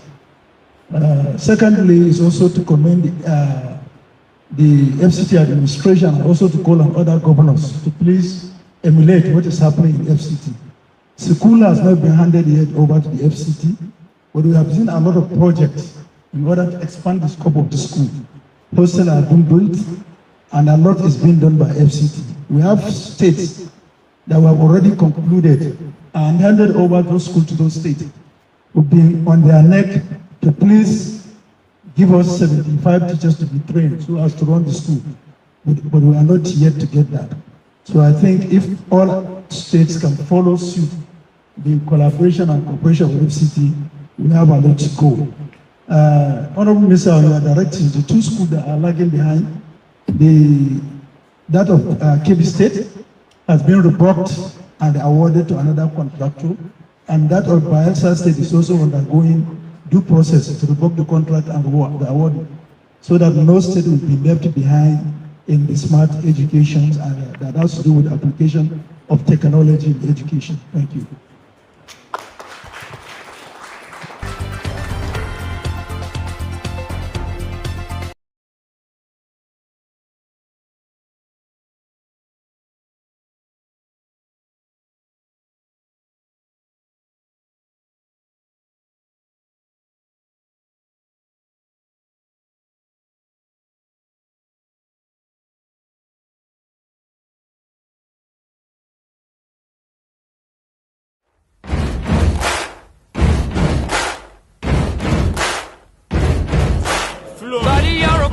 My students become professors, become doctors, become lawyers. I think that will make me happy.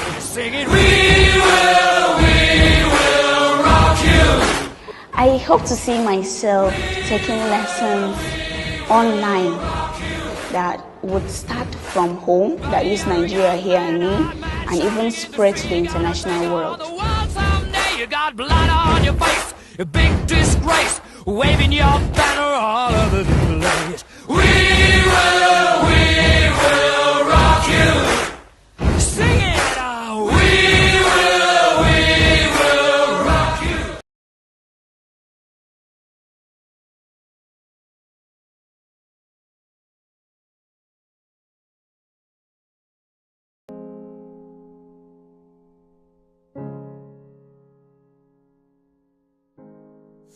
Kaka doro jum ronjo mwaje figele doro jum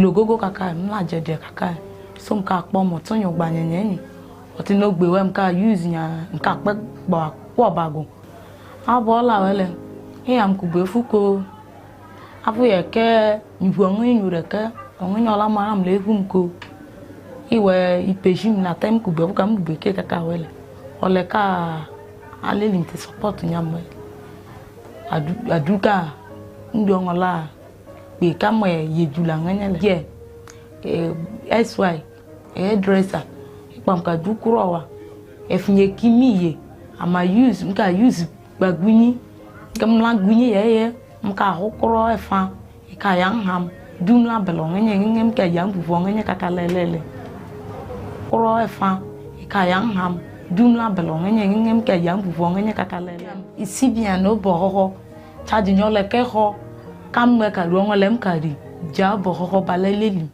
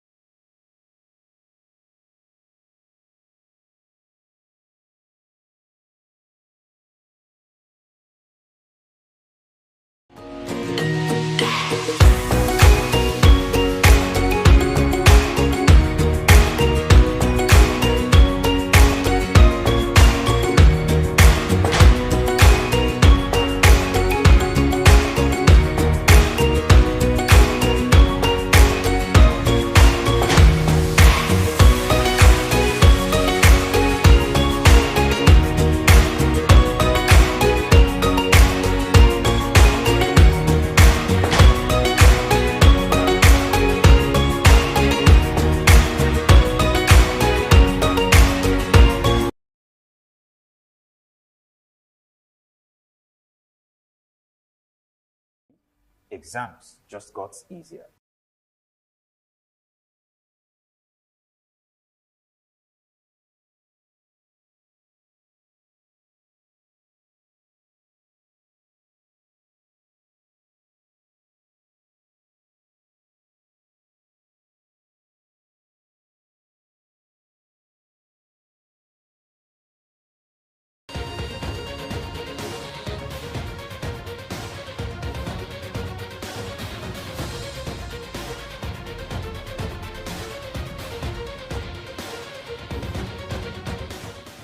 Welcome to the future of education, where learning meets innovation.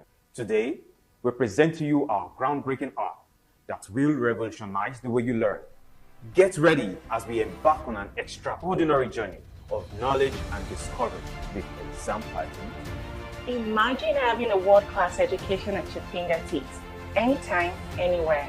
With Exam Party, this dream becomes a reality. Our app is designed to empower learners of all ages and backgrounds to unlock their full potential and achieve their academic goals.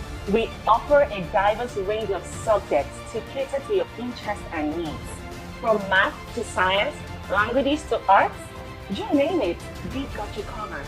The user-friendly interface ensures a seamless and intuitive experience. Navigating through a vast library of subjects is a breeze. Learning should be exciting, engaging, and interactive. That's why we've incorporated cutting-edge technology into Exam Party's app. Immerse yourself in captivating videos and interactive simulations that transform studying into an adventure. Exam Party is not your average e-learning app. We've gone above and beyond to make learning accessible to everyone, regardless of their budget or language. That's right. Exam Party's content has been translated into 5 different languages, ensuring a seamless learning experience for every student. We understand that every learner is unique, and that is why we encourage personalized learning, where you set goals, track your achievements, and witness your growth in real time. By joining our vibrant learning community, you can collaborate and share ideas. Together, we foster a supportive environment that encourages growth and exploration. We believe that learning should be accessible to all. That's why Exam Party is available on multiple devices, allowing you to learn at your own pace, wherever you are, whether on a smartphone, tablet, or computer. The educational journey is just a part of it. Affordability is just as important to us as accessibility. That is why Exam Party offers budget-friendly solutions for students of all backgrounds with our subscription, as well as Exam Party educational tablets to provide high-quality e-learning experience. This marks the beginning of a new era in education. Let's embrace the limitless possibilities Exam Party offers. So, join us on this exciting adventure and embrace your true potential with Exam Party. With Exam Party, exams just got easier.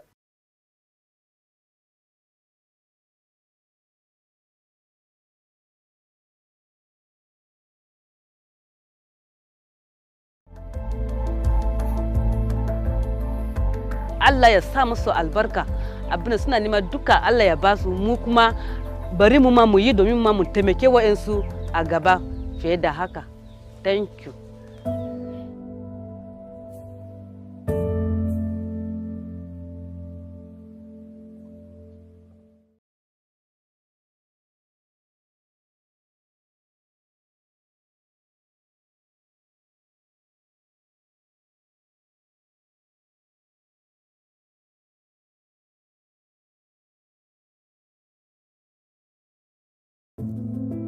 Ni ce mai suna Deborah Elegu, ina cikin kungiyar VSLM, wato kungiyar Oneshi Group daga Obi. Gaskiya tun da an fara wannan kungiya da na ji labarin wannan kungiya, da na shiga cikin wannan kungiya, aka yi mana training a cikin wannan kungiyan yadda za mu sarrafa kudi. A cikin wannan kungiya na dauke kudi, farko wannan kungiya sun bani 100,000.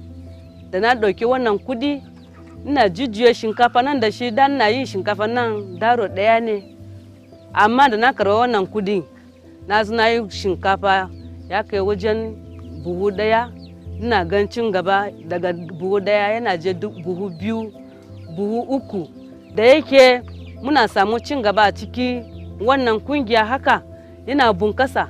Sannan kuma cikin kudin da ina dan samu riba kadan sai na sake sa wani sana'a kuma ma yara peanut suna yi peanut din a gefe, sai su dora peanut din masu sari ko shago suna zo su saya peanut din musu kai su je su sa a shago domin cin gaba wannan kungiyan. Har ya sa yarinya na yanzu nan tana makaranta, tana high station a Ogun State, tana private university a wuri, tana read nursing. So a cikin wannan kungiya din har yanzu da muka ina cin gaba da shi, har na samu kudi muka siya land da kudi. Mun siya land na wajen na 200,000. A cikin 200,000 nan na biya 150 a cikin wannan a cikin ta dalilin wannan kungiya. Wanda ya sama har saboda concrete na siya concrete kaza guda 12 kanana na siya su. Yanzu yadda ina yi, yadda na a sample na kunga na injin din nan, yanzu shinkafa da ina yi yanzu nan ya kai wajen buhu 20 a yanzu, domin amma daga kwanon kaya 2, 3 har ya zo kai buhu 1, buhu 2 har ya kai 20 yanzu nan. Domin su CBM wanda suka bada kansu domin wannan corporation, gaskiya na ji daɗi sosai.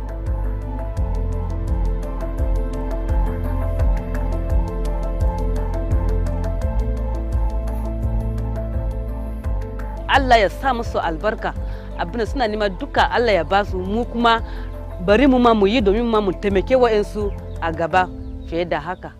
Thank you.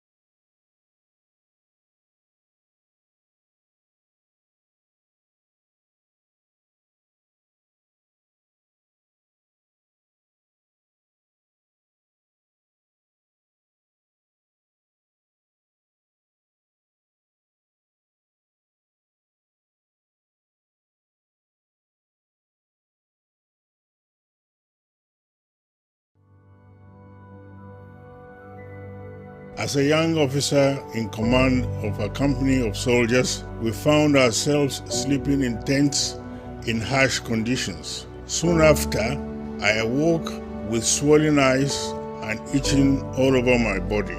I had been bitten by a black fly.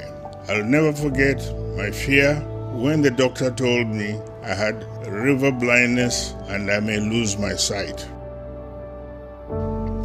After this, I was convinced I must do whatever I could to alleviate the diseases of neglected people. This passion sculpted the first 10 years of the foundation. General T.Y. Danjuma has been at the forefront of the fight against neglected tropical diseases in Nigeria, especially in Taraba State, by supporting a formidable local organization, Mission to Save the Helpless, since 1995. General Danjuma's determination to combat diseases of the poor culminated in the creation of the T.Y. Danjuma Foundation in 2009, with the mission of increasing access to quality healthcare, education, and empowerment opportunities for Nigerians. T.Y. Danjuma Foundation is the first private philanthropic grant-making organization in Nigeria. Since 2009, the T.Y. Danjuma Foundation has awarded more than $41.5 million to implement over 340 projects in 36 states and the Federal Capital Territory, which have directly impacted over 10 million lives.